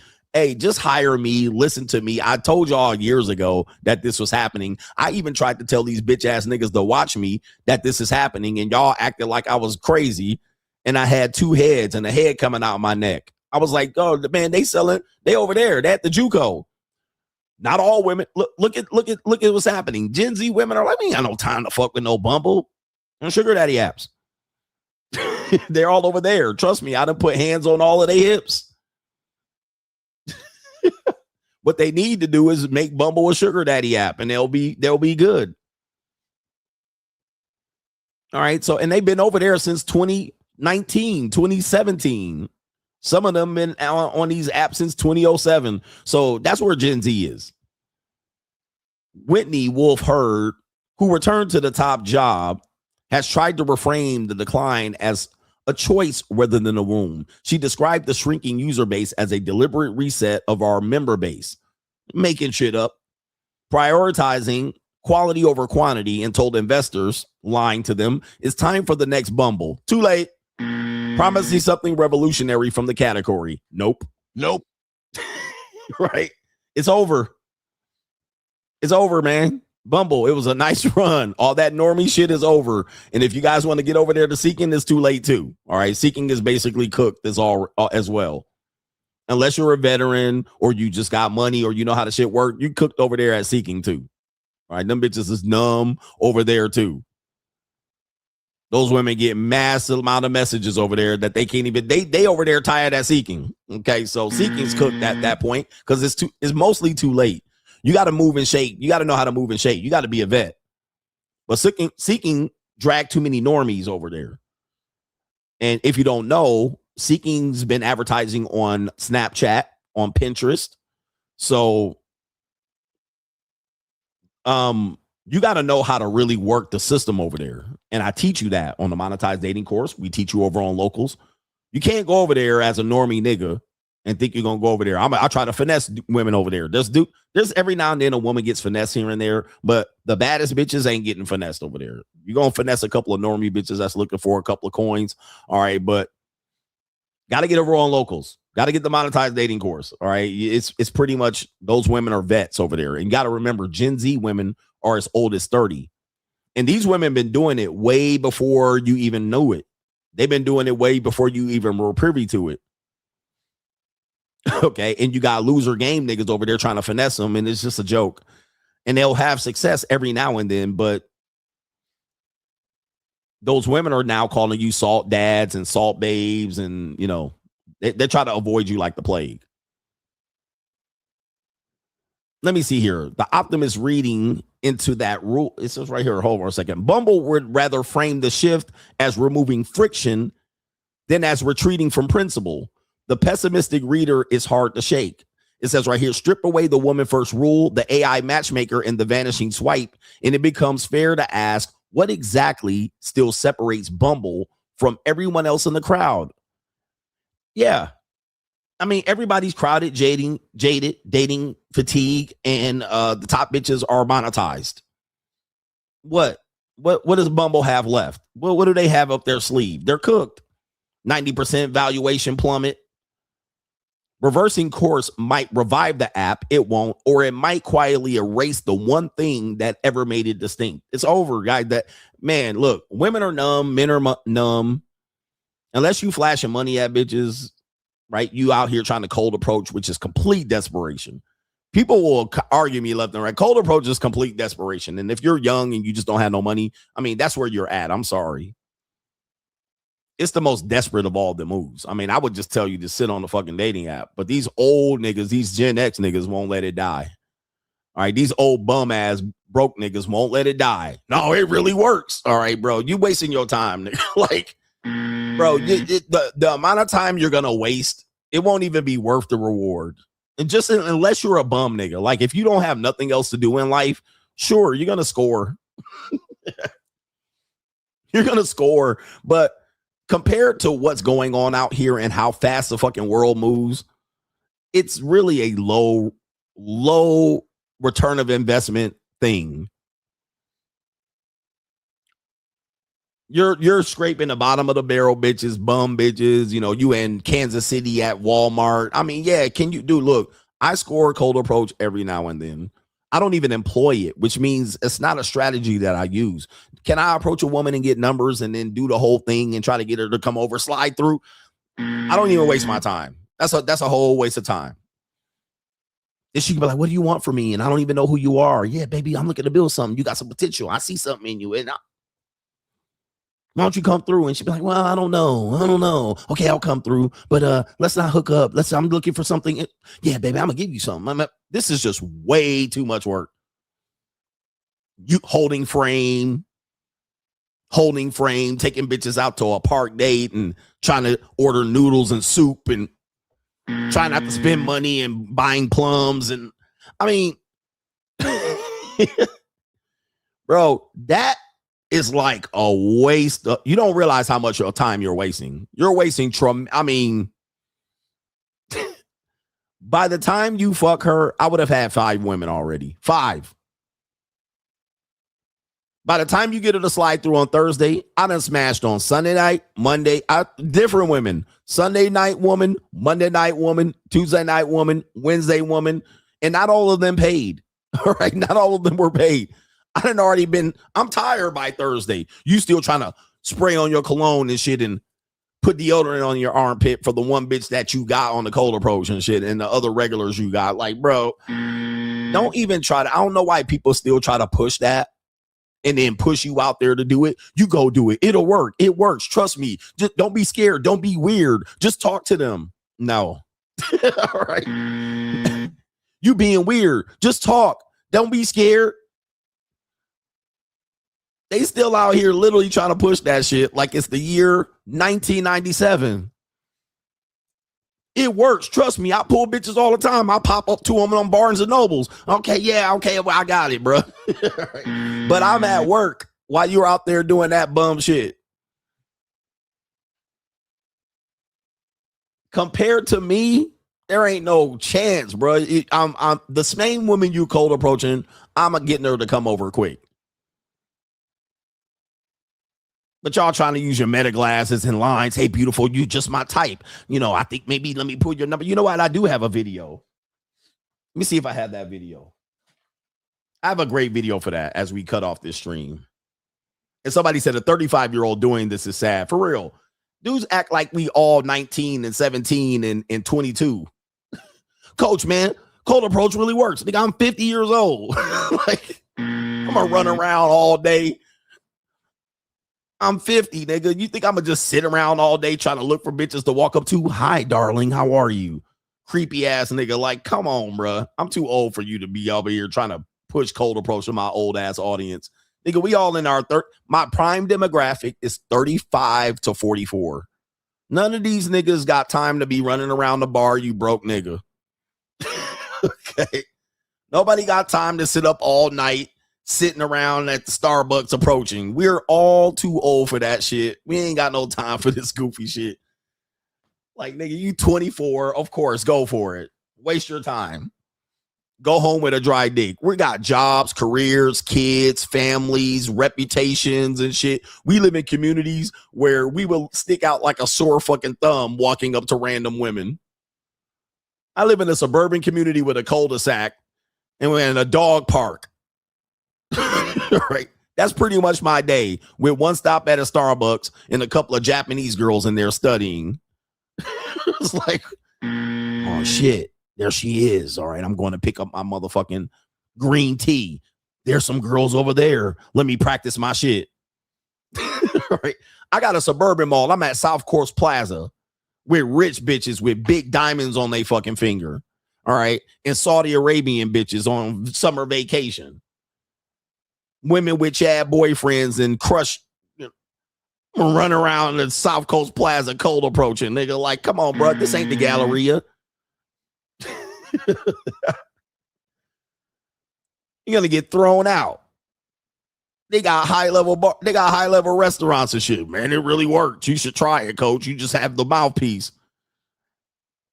Walking up to 22-year-old women in South Coast Plaza. Okay, I got it. All right. Jesus Christ. All right. Let me see if I can pull this video. These bum niggas that have you out here just ruining your reputation just for them to be like, do it like I do it. Don't be weird. Don't be weird. Hold on for a second. Jesus. Yeah, making the incels go out there to get shot down and embarrassed and picked up by the mall cops and kicked out of the fucking mall. All right, yo, bro, stop the bullshit. Let's be real. All right, I got Hollow Monster right here. I got a skit. Let's be real. Can't be 50 years old telling 50-year-old niggas a cold approach. In suburban neighborhoods and shit. All right, come on, bro. We got houses and shit. We got property taxes. We got politicians holding court at the library. This nigga want us to run around in our community and just pop up on bitches. All right, here it is right here. Damn. Okay.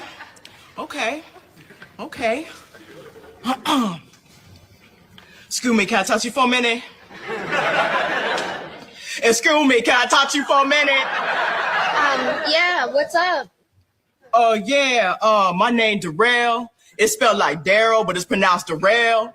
I just want to let you know the back of your head is ridiculous. Thanks. Yeah, you are welcome. Where's your boyfriend? What? Who? Your boyfriend. No. Where your boyfriend at? Is he getting you refreshments? Is he tall? Is he getting you Mike and Ike's? Or you like Mike and Ike's? Is he hefty? Is he coming back? No, Where your no, boyfriend? no.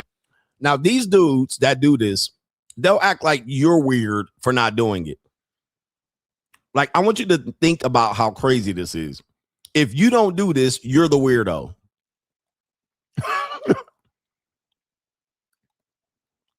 And I'm like, dude, you weird for doing this, nigga. If I seen you doing this in the movie theater, I might kick you out.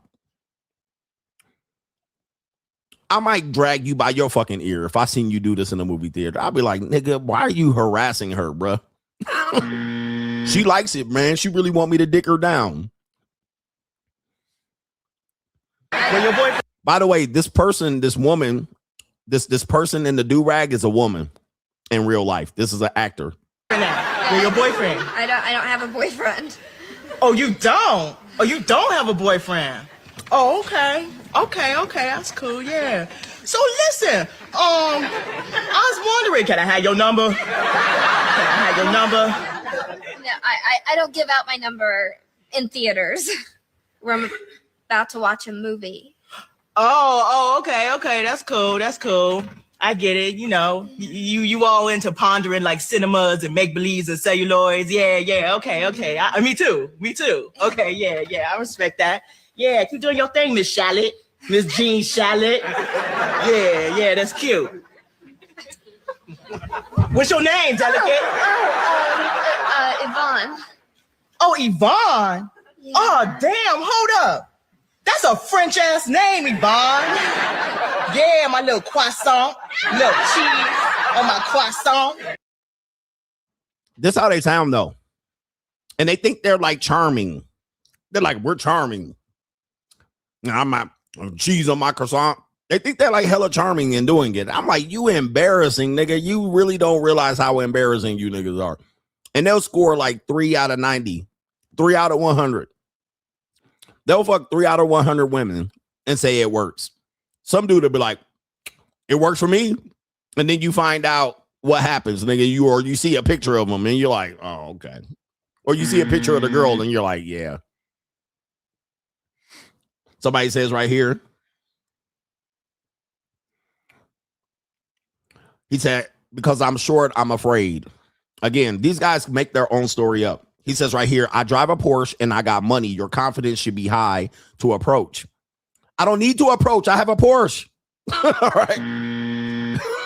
And he says, I think because he's 5'7", he's afraid. But let's go back. See, these guys think I don't get no girls. They're like, this is the funny thing about it. Like, what are you doing?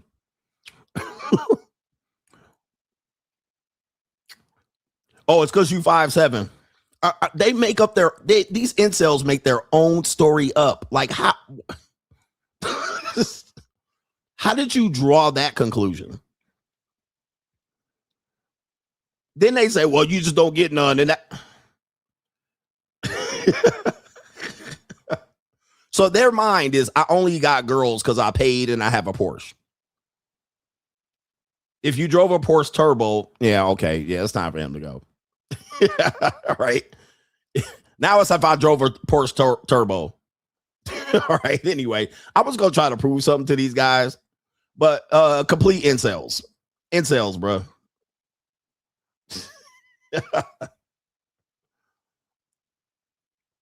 Somebody said Satan the Sinner tried cold approach on a live stream. He went 3 for 100 and he ain't 5'7". All right. Again, 3 for 100 is horrible. If you told me to do something with the success rate of 3 or 100, I wouldn't be scared of doing it. I would say that's a dumbass endeavor to do. It's stupid. He was just yapping. Just trying to get some attention. He projecting his insecurities on me. I mean, that's your insecurity, sir. It ain't mine. Anyway. How you went 3 for 100 and you're Satan the Sinner? And I'm not dissing him, but like I said, 3 for 100 is a no-go zone, right? That would be worthless. Hey, baby, how you doing? Oh, okay. You got a man? All right. Yeah, baby. Well, listen, can I apply for a friendship?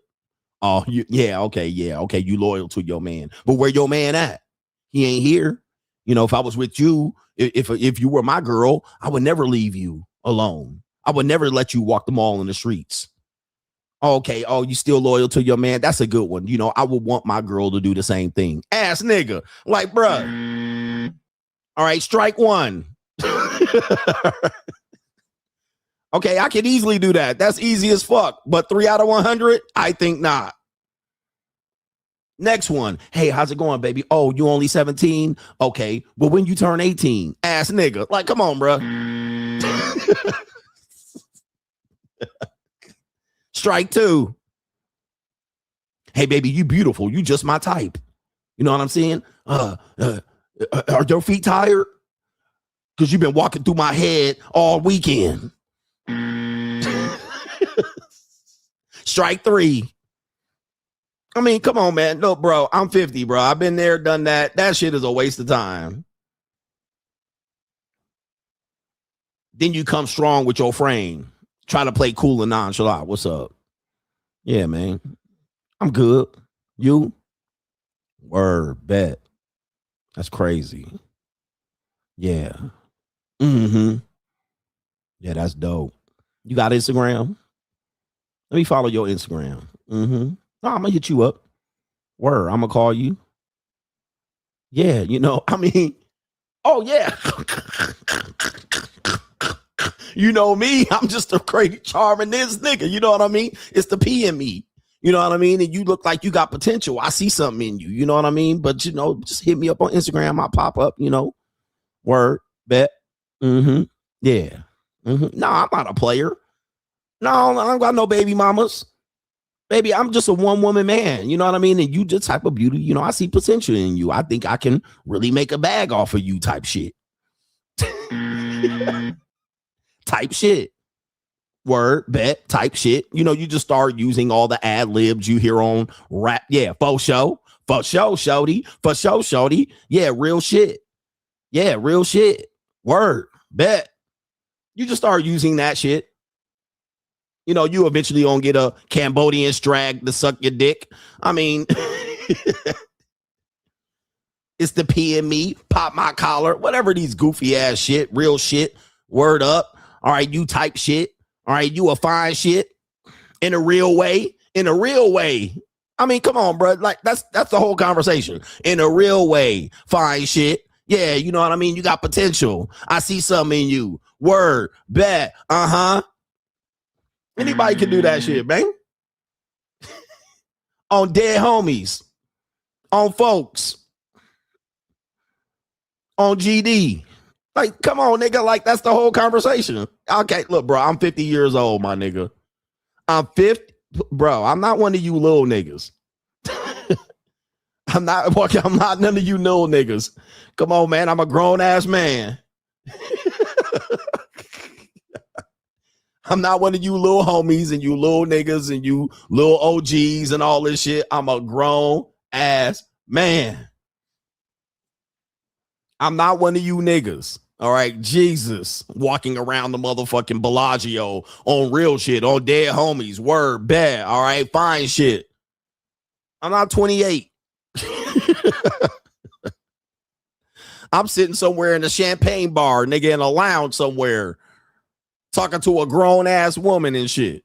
I'm talking to 20-year-old bitches that want some motherfucking rent paid. And you over here talking about some in a major way, in a real way, ass nigga.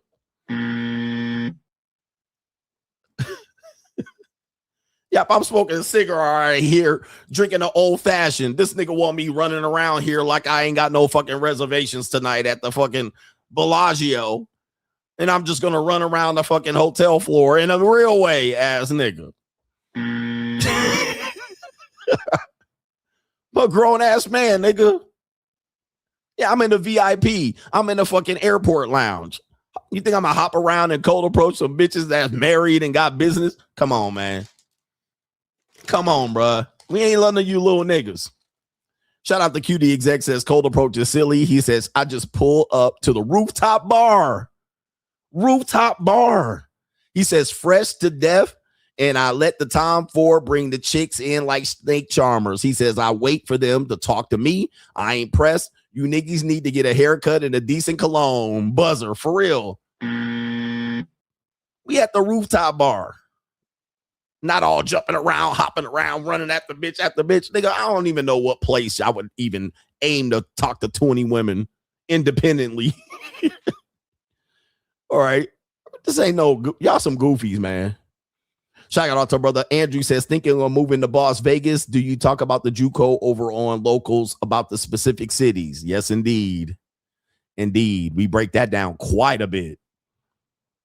Quite a bit. Shout out to our brother Jay, the free agent. Shout out to Bob says, CGA, hook me up with your Japanese friend with over the 200 bodies. I got to ask you, if you, let's say you had a woman and you pulled her, you cold approached her. And you pulled her, and you easily fucked her, like the Japanese girl with 200 bodies. You fucked her. And then you found out she had 200 bodies. How would you feel? Would you be like, ugh, that bitch nasty? Or would you be like, I don't give a fuck? How would you feel? Would you feel like, damn, I guess she was an easy broad? Like, how would you actually feel? Would you go get an STI test? What would you do? Would you be scared? Like, God damn, that bitch can't be that nasty whore. Well, how would you feel? The reality is,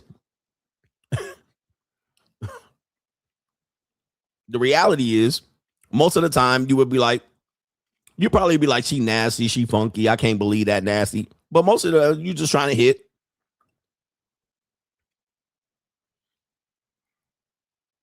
Somebody said straight to the hospital. Most of y'all hope you wear a condom, but like that woman said, she doesn't wear condoms. She doesn't make women wear condoms. She lets dude hit her raw. Shout out to QD. Did I get QD exec? I got you already. He said cold approach is silly. He said the flower experiment is going to have game ninjas punch in the air like Trey from Boys in the Hood. I got that one already. KP says, Guru, I finished my STEM degree tomorrow. Subscribe to you in 2023 and you're ending your monk mode.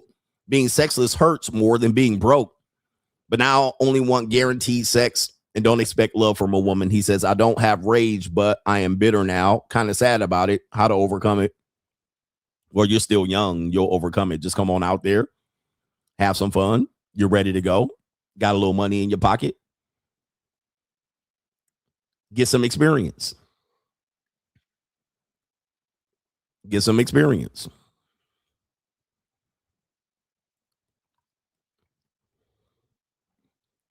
And don't fall for the okie doke. But don't be desperate out here. Don't come out here being desperate. And there's no need to be wrong and mad at women. They're only doing what's best for their survival. All right. He says, if anyone's selling cold approach, they're sleazy. I mean, it's the weirdest thing. Let me see if I can pull this up. I have a little bit of time. I think somebody's coming over. And if you're over 35 and you're still telling niggas a cold approach, like, what the fuck, bro? You need to get a wife and get married. Like, what are you doing? And talking about pimping and macking and being a player and the ism, that shit dead than a doorknob, nigga. Like, wow. Get a job, nigga. All right. Get a job. Like, you got to get a job. If you over 35 and you got time for that, get a motherfucking job. There ain't no way. Ain't no way, bruh. Now, if you 25, I'll give you a pass. Somebody says sell a brick. Find a new hustle. Find a new hustle, nigga. Let me see your bank account. Ain't no way, bro. We still doing that after 35. There's no fucking way, bro. Let me see your goddamn investment account. There ain't no way. And if you're rich and cold approaching, well, I'm rich though. If you're saying you're wealthy and rich and cold approaching, there ain't no fucking way. I bet you lying, nigga.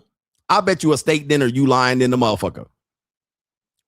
If you say you're rich and you cold approach, you're fucking lying. Right? You lying. I don't know any rich niggas that cold approach. Any. Not as a tool, not as a tactic. Not as a tactic. You're rich, you're wealthy, and you cold approach as a, there ain't no way. I gotta see this shit. I gotta see it, bro. I want to see this shit. I want to see the circles you moving in. I gotta see this shit. Because I'm around these same people and I don't see anybody cold approaching. I'm outside. I know y'all think I'm just sitting here. I'll be outside. I don't see it. I don't see it. Now, do they might pull up to a girl at the bar? Yeah. Right. But most of them just stare at a bad bitch. Most of the time it'd be a hooker. Right. In Las Vegas. Most of the time it'd be a hooker or some bitch from out of town. Yeah, I mean, but no, I don't see it. It's not happening. Only if you're rich, like you're wealthy. You make over $250,000 a year. And you're cold approaching. False. Now, if you at Mastro's and you're at the bar having a steak and some bitches sitting over there and you tell them to come sit by you, that's not, I'll give you that. I'll give you that, bro. Yeah, yep. Mm-hmm. That happens. Like when I go to a motherfucking Caesar's Palace and I pull up to the bar and I be chilling and some bitches be giggling and they be over there and I'll be like, yeah, come sit next to you. Or I'll go over there and sit next to them. That's about the extent of that shit. There ain't no way. But they'll convince you that they're doing this as a tactic every day. And I'm going to tell you, they a goddamn lie. They're lying. Only broke niggas cold approach. As a tactic. As a sole tactic, only broke niggas cold approach. As a tactic. Like that's their one thing that they go to. They don't trick. They don't buy bitches off the carpet. They ain't not on the sugar daddy app. They don't got a boat. As a sole tactic, dude, a rich dude to just be like, he'll walk up to a girl and be like, hey, I'm going to be on Lake Mead with a boat. You want to come? That's their fucking right? That's about it. That's about the extent of the conversation. Hey, ladies, we're going to be on Lake Mead this weekend with a boat. You bitches want to come? And the girls will be like, hell yeah. And them bitches, but bring your bikinis. They'll pick the bitches up. They'll have the bitches pull up to their gated community in Summerlin. All right, here's the address. Pull up here Saturday morning. Pull up here, and the bitches will drive right up to his gate at the country club, and then pull in there, and them niggas will pull out in they fucking Rolls Royce or their Bentley and take with the car full of bitches in the boat. That's about the extent. Right? That's about the extent of the conversation of the cold approach. They'll buy them a drink. These niggas cold approaching, not buying drinks. These dudes will be like, what are you drinking, ladies? All right, here, get them a drink. We're going to have so much fun. Bring your bikinis. Bring other bitches, too. You know some other bitches? Bring them, too. Bring all the fine, skinny bitches you want. That's about it. They'll be at a pool party. They'll have a cabana. And they'll have all the hot bitches and all the rich niggas in there. All right. They're not cold approaching at a pool party. They got a cabana and they got the bitches already picked up and lined out. No fat bitches. It's going to be all day. They don't have it already picked out at the cabana. They're not at the pool party at the cabana running around talking to bitches, cold approaching them. They already got a cabana and a section off and a list of bitches coming in. Right. Right. You talking about their cold approaching at the fucking the Win? They're not. They already got their pictures picked out from the strip club last night or wherever they finding these hoes.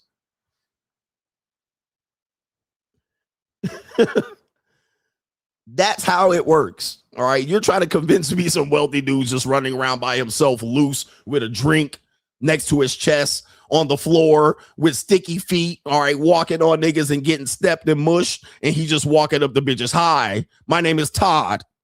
You can't tell me that's happening.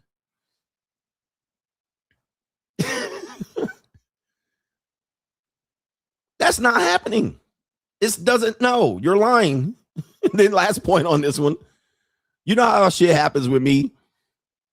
Niggas be back in the coach trying to holler at the motherfucking flight attendant past two people's ears. When I'm in business class, them bitches be kneeling in front of me. Hi, Mr. Adams, with their menu.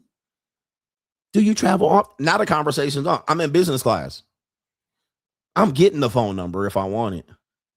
I have a higher chance sitting in business class because she's going to visit me like 15 times during the flight, depending on how long the flight is.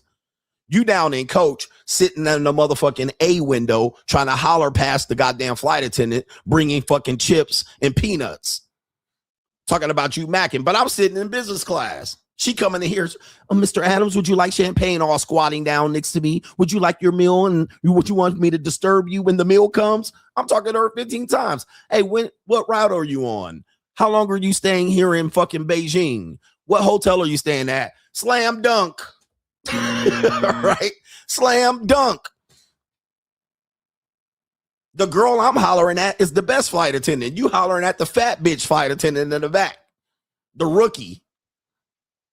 I'm sitting over here with only one seat next to me. And she's kneeling in front of me, stepping in front of this nigga, squatted down in front of me, bringing me champagne. Slam dunk. No cold approach needed. Right. Not a single cold approach needed. She approached me. She approached me. What are you talking about? The fuck are you talking about, nigga?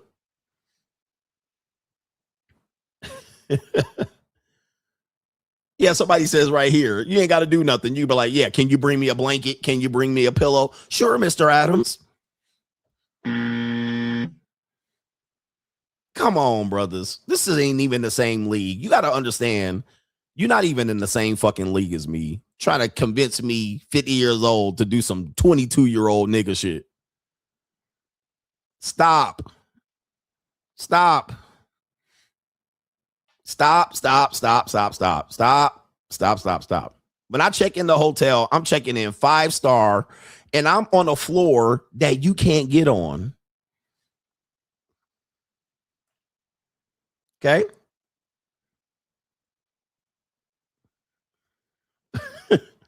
I'm on a floor you can't get on. I got special access. I got a floor that's before the motherfucking rooftop bar that they be like, oh, we got happy hour here. We got this. Nigga, it's motherfucking elite motherfuckers up there as soon as I get up there. It ain't strag bitches. We got snacks here. I'm sitting up there, but you're already qualified. You're already pre-selected. Soon as I don't even have to talk to the girl. Hey, how's it going? Oh, good. Where are you from? Conversation over. Right? Conversation over. You can't even get to my fucking hotel floor room. You can't even get on there. You can't even press the button. It won't even light up. You're going to need a key.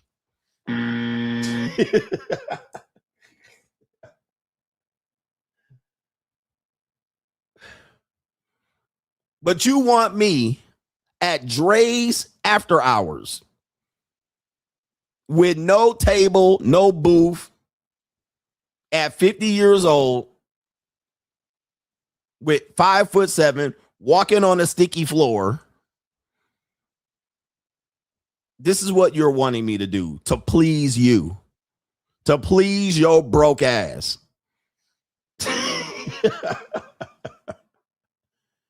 This is what you want. This is what you think is the most effective use of my time and yours.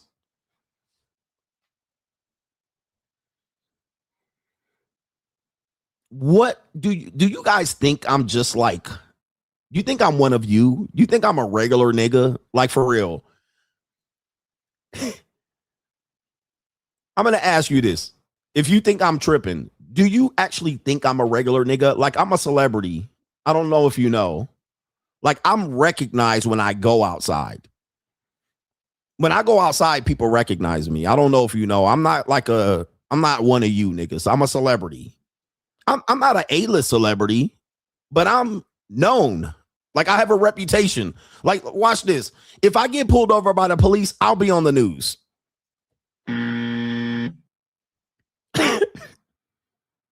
If I got pulled over for a DUI, I would be on the news. There would be 100 videos made about me that day. If I got arrested, I would be on the news. That I don't know. I'm not a regular nigga. I'm not a bum nigga like you. I'm not a biscuit eating ass nigga. I eat motherfucking duck and filet mignon, nigga, and drink champagne. I'm not you. Like, if something happened, I would be on the news. Somebody said, I don't know about that one. Guys, if I got arrested right now, how many videos, type how many people would make a video about me if I got arrested tonight? How many videos would people make about CGA getting arrested? That's not even a fucking question, bro. Right? Niggas will be making videos left and fucking right. What? I'm a celebrity.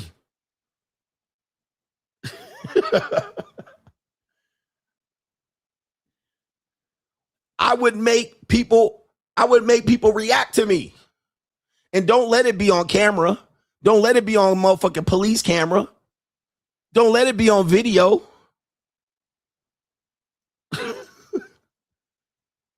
What the fuck? I'm not you. Not you. I'm not you, bruh. I'm not you. Don't ever put me on your level. You a bum compared to me. You're homeless compared to me. Are you serious? You think I'm you. I'm not you.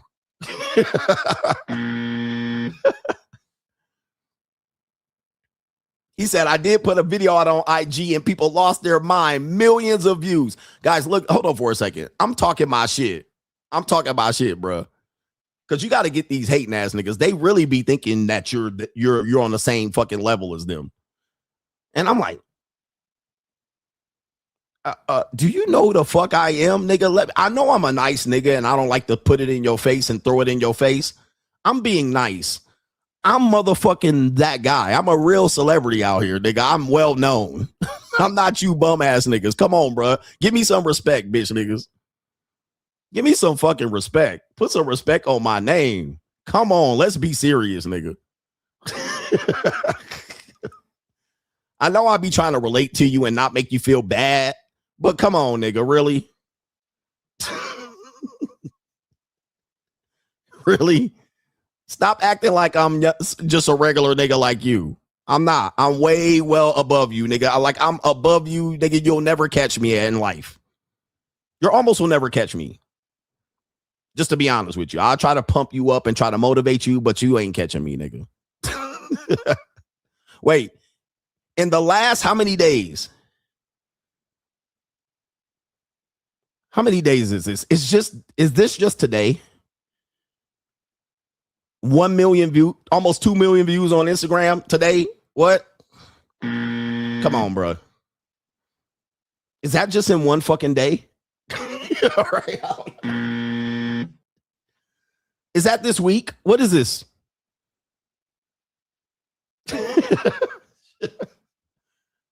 Like, what are we doing, bro?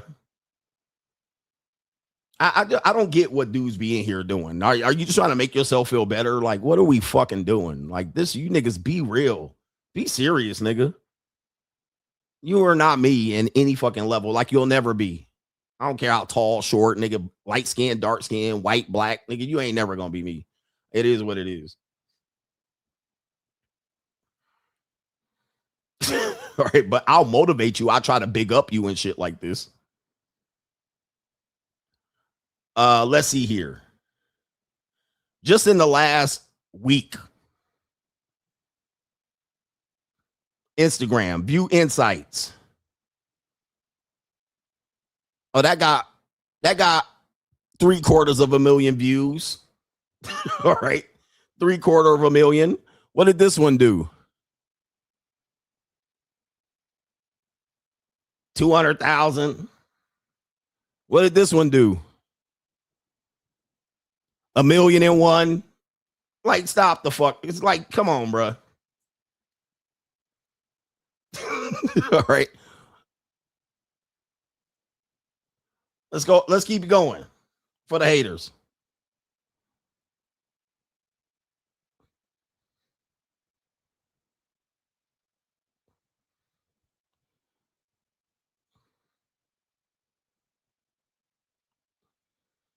$40,000. What did that one do? 84,000. All right. Anyway. Let's see here. What did that one do? 43,000. These are little ass numbers. Let's see here. What did this one do? 300,000. Yeah, all right, 300,000. Let's see here. What did this one do? 500,000. And I'm just little old me.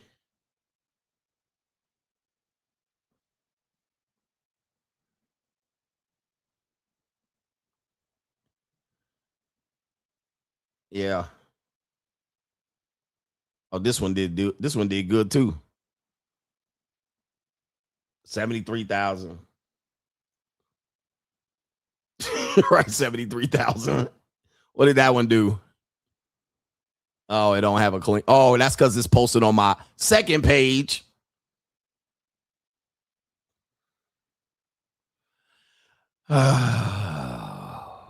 Yeah. What did that one do? 85,000. I mean,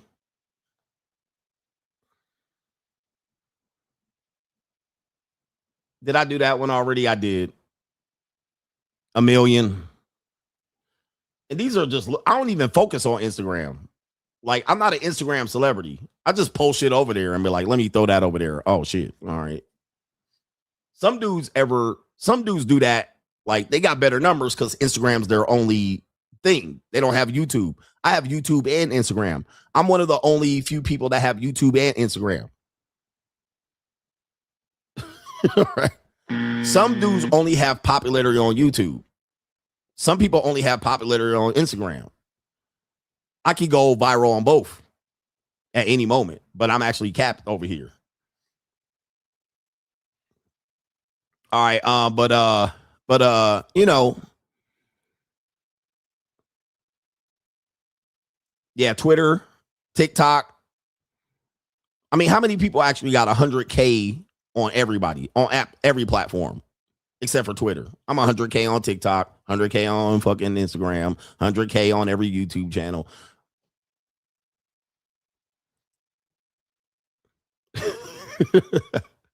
So, and I'm just doing a throwaway stream. 1,000 people in here. There's people that stream every day and don't get 1,000 people. I get 2,000 people on the other channel a day. A day. Where the haters at? They leaving? They leaving. The trolls leaving?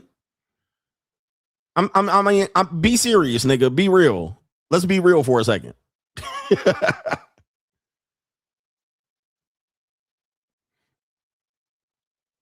Let's be real for real, nigga. Like, no, y'all the one trying to come out here and say, well, you this and you that. Like, let's be real, nigga. Most people can't get 1,000 people and they fucking stream and they got 500,000 motherfucking subscribers. All right, what about this? This is when I get up every morning. This is how many people I speak to before my stream ends. Like, be real, nigga. Like, this is me every morning. Just think about this shit.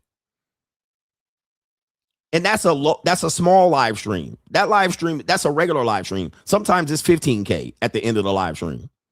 Let's be real, nigga. Like, this is what it looks like. Then they come on here with their fucking scarcity. They come in here with their fucking projection and hate. But this is me on a daily basis. You could not do this. This is why I'm saying you can never be me. You'll never be me. I hope that you are, but you'll never be me. Like, I'm unique. I'm a unique person. You're not at this point. I hope you realize that. And I hope you realize that and really take that in consideration. But I'm being nice to you on a daily basis because I can pop this shit every day, but that's not my personality. Yeah, Anton be streaming every day. I got the same live stream numbers as him, and he got 1 million subscribers. I want you to think about that. Think about that. His live stream numbers concurrently are not better than me, and he has 10 times the fucking audience, 10 times the subscribers. Think about that. I'm a unique nigga. Like, I'm not you. I know you think I'm you, but I am. But I'm not. I'm not you. All right. I'm one of the most unique motherfuckers on the planet, but even amongst those people, I'm not even unique. But compared to you, I'm interesting. You're not. Right? But I hate to say that to you, but niggas think they can play with me, but they can't play. Like, I don't have to do this on a daily basis because I think it speaks for itself. The numbers speak for themselves. I mean, I shouldn't even have to say this. You should know it. But seriously, nigga, for real, bro. Let's be real, nigga. I am not you. You are not me. What you do on a daily basis, nigga, you can only dream of what I do and can have access to do on a daily basis. You can only fucking dream of it. It's not even a reality to you. It's not even a reality what I can do on a daily basis just today. It's not even a possibility for you. But I'm not here to just shit on you like you try to shit on me. What I'm here to do is motivate you and give you an opportunity to do this. And this is what I do. But if I wanted to do this on a daily basis, I could, but I don't think it would be appropriate because men are sensitive. Right? Not only that, I'm funny. I can tell stories. Like, what the fuck can you do? Seriously. You can't even change oil at Jiffy Lube, right? Like, I just think about who you are before you talk about me or attempt to. So then when you tell me to do what you do, nigga, you have to understand, like, I am not you by any stretch of the motherfucking imagination.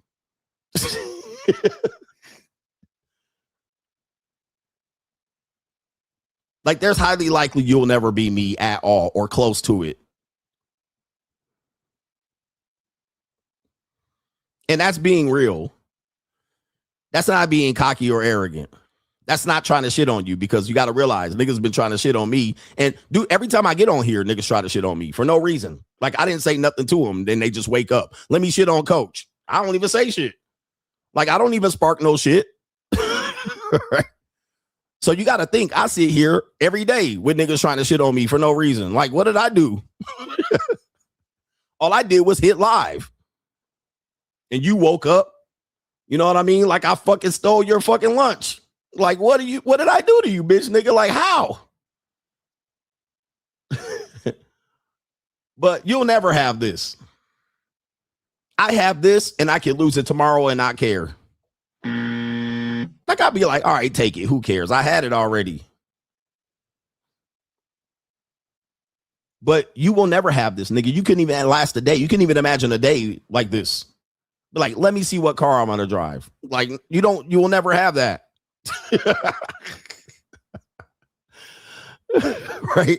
It's not even a possibility, nigga. Like, what? Let's be real though. Which motorcycle I'm gonna drive today? Like, really? Like, it's not even possible. You'll never be this. And handsome and shit, muscular at 50. Let's be real, nigga. I'm not fat, not out of shape. I'm handsome and muscular, nigga. I'm in shape. Like, for real, bro. Like, just think about it. And somebody said, what type of income is needed? Guys, if I told you my income, you wouldn't believe it. You wouldn't even believe it. But I've revealed a little bit of it on Patreon. But since you broke niggas don't want to have, I'm not going to tell you over here for free, but you wouldn't even fucking believe it. You'd be like, there's no fucking way. There's no way. And I'm not even monetized. I'm literally should have quadruple what I make because the amount of time I'm live streaming, let's just say I was fully monetized, I would make quadruple the amount of money just being monetized. But you wouldn't even fucking believe it. and the reason why I won't tell you is because bitch ass niggas. Because you're bitch ass niggas. You couldn't handle it. But I'm not that type of nigga. You know what I mean? I try to come in here and help you out. But you wouldn't even fucking believe it. You'd be like, hell no, there ain't no fucking way. How? And I be trying to tell you, go to Patreon, go to locals. I can school you. Right? But I would never tell you because you bitch ass niggas can't handle it. You will mishandle it. You will crash the fuck out. Nigga, you will go to the top of the building and fly like a kite. You will be like, it's over.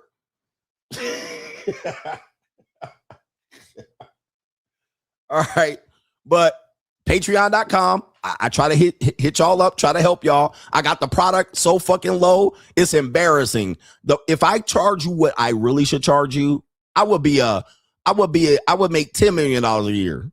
But I got the price so low because you bitches. And then you wonder why I don't go and talk to women and I don't pander to them at this fucking point. I would make way more money just talking to women. But I can't pry $50 out of 2,000 people's hands on the stream. I can't even pry $5 out of these bitch ass niggas' hands. I got to charge for a catalog that has 160 videos, $50 for these niggas. Like, what the fuck? Like, and these niggas act like I'm doing something crazy. A bitch nigga made a whole video. He got a course and I'm a YouTube celebrity, nigga. I should have a course. I should have a book. I should have a Patreon. Like, what the fuck? That's what YouTubers got. This nigga tried to charge me like I was committing a crime against you bitch niggas. Like, how the fuck? That's what every YouTube or Instagrammer does. But he charged me like I had a crime, and he charged it for coaching calls. What, I'm supposed to take calls from you bitch ass niggas for free? Like, what? Now, if I had charged to women, them women would pay the bills talking about you lazy slobs. Like, this is what I think of the manosphere.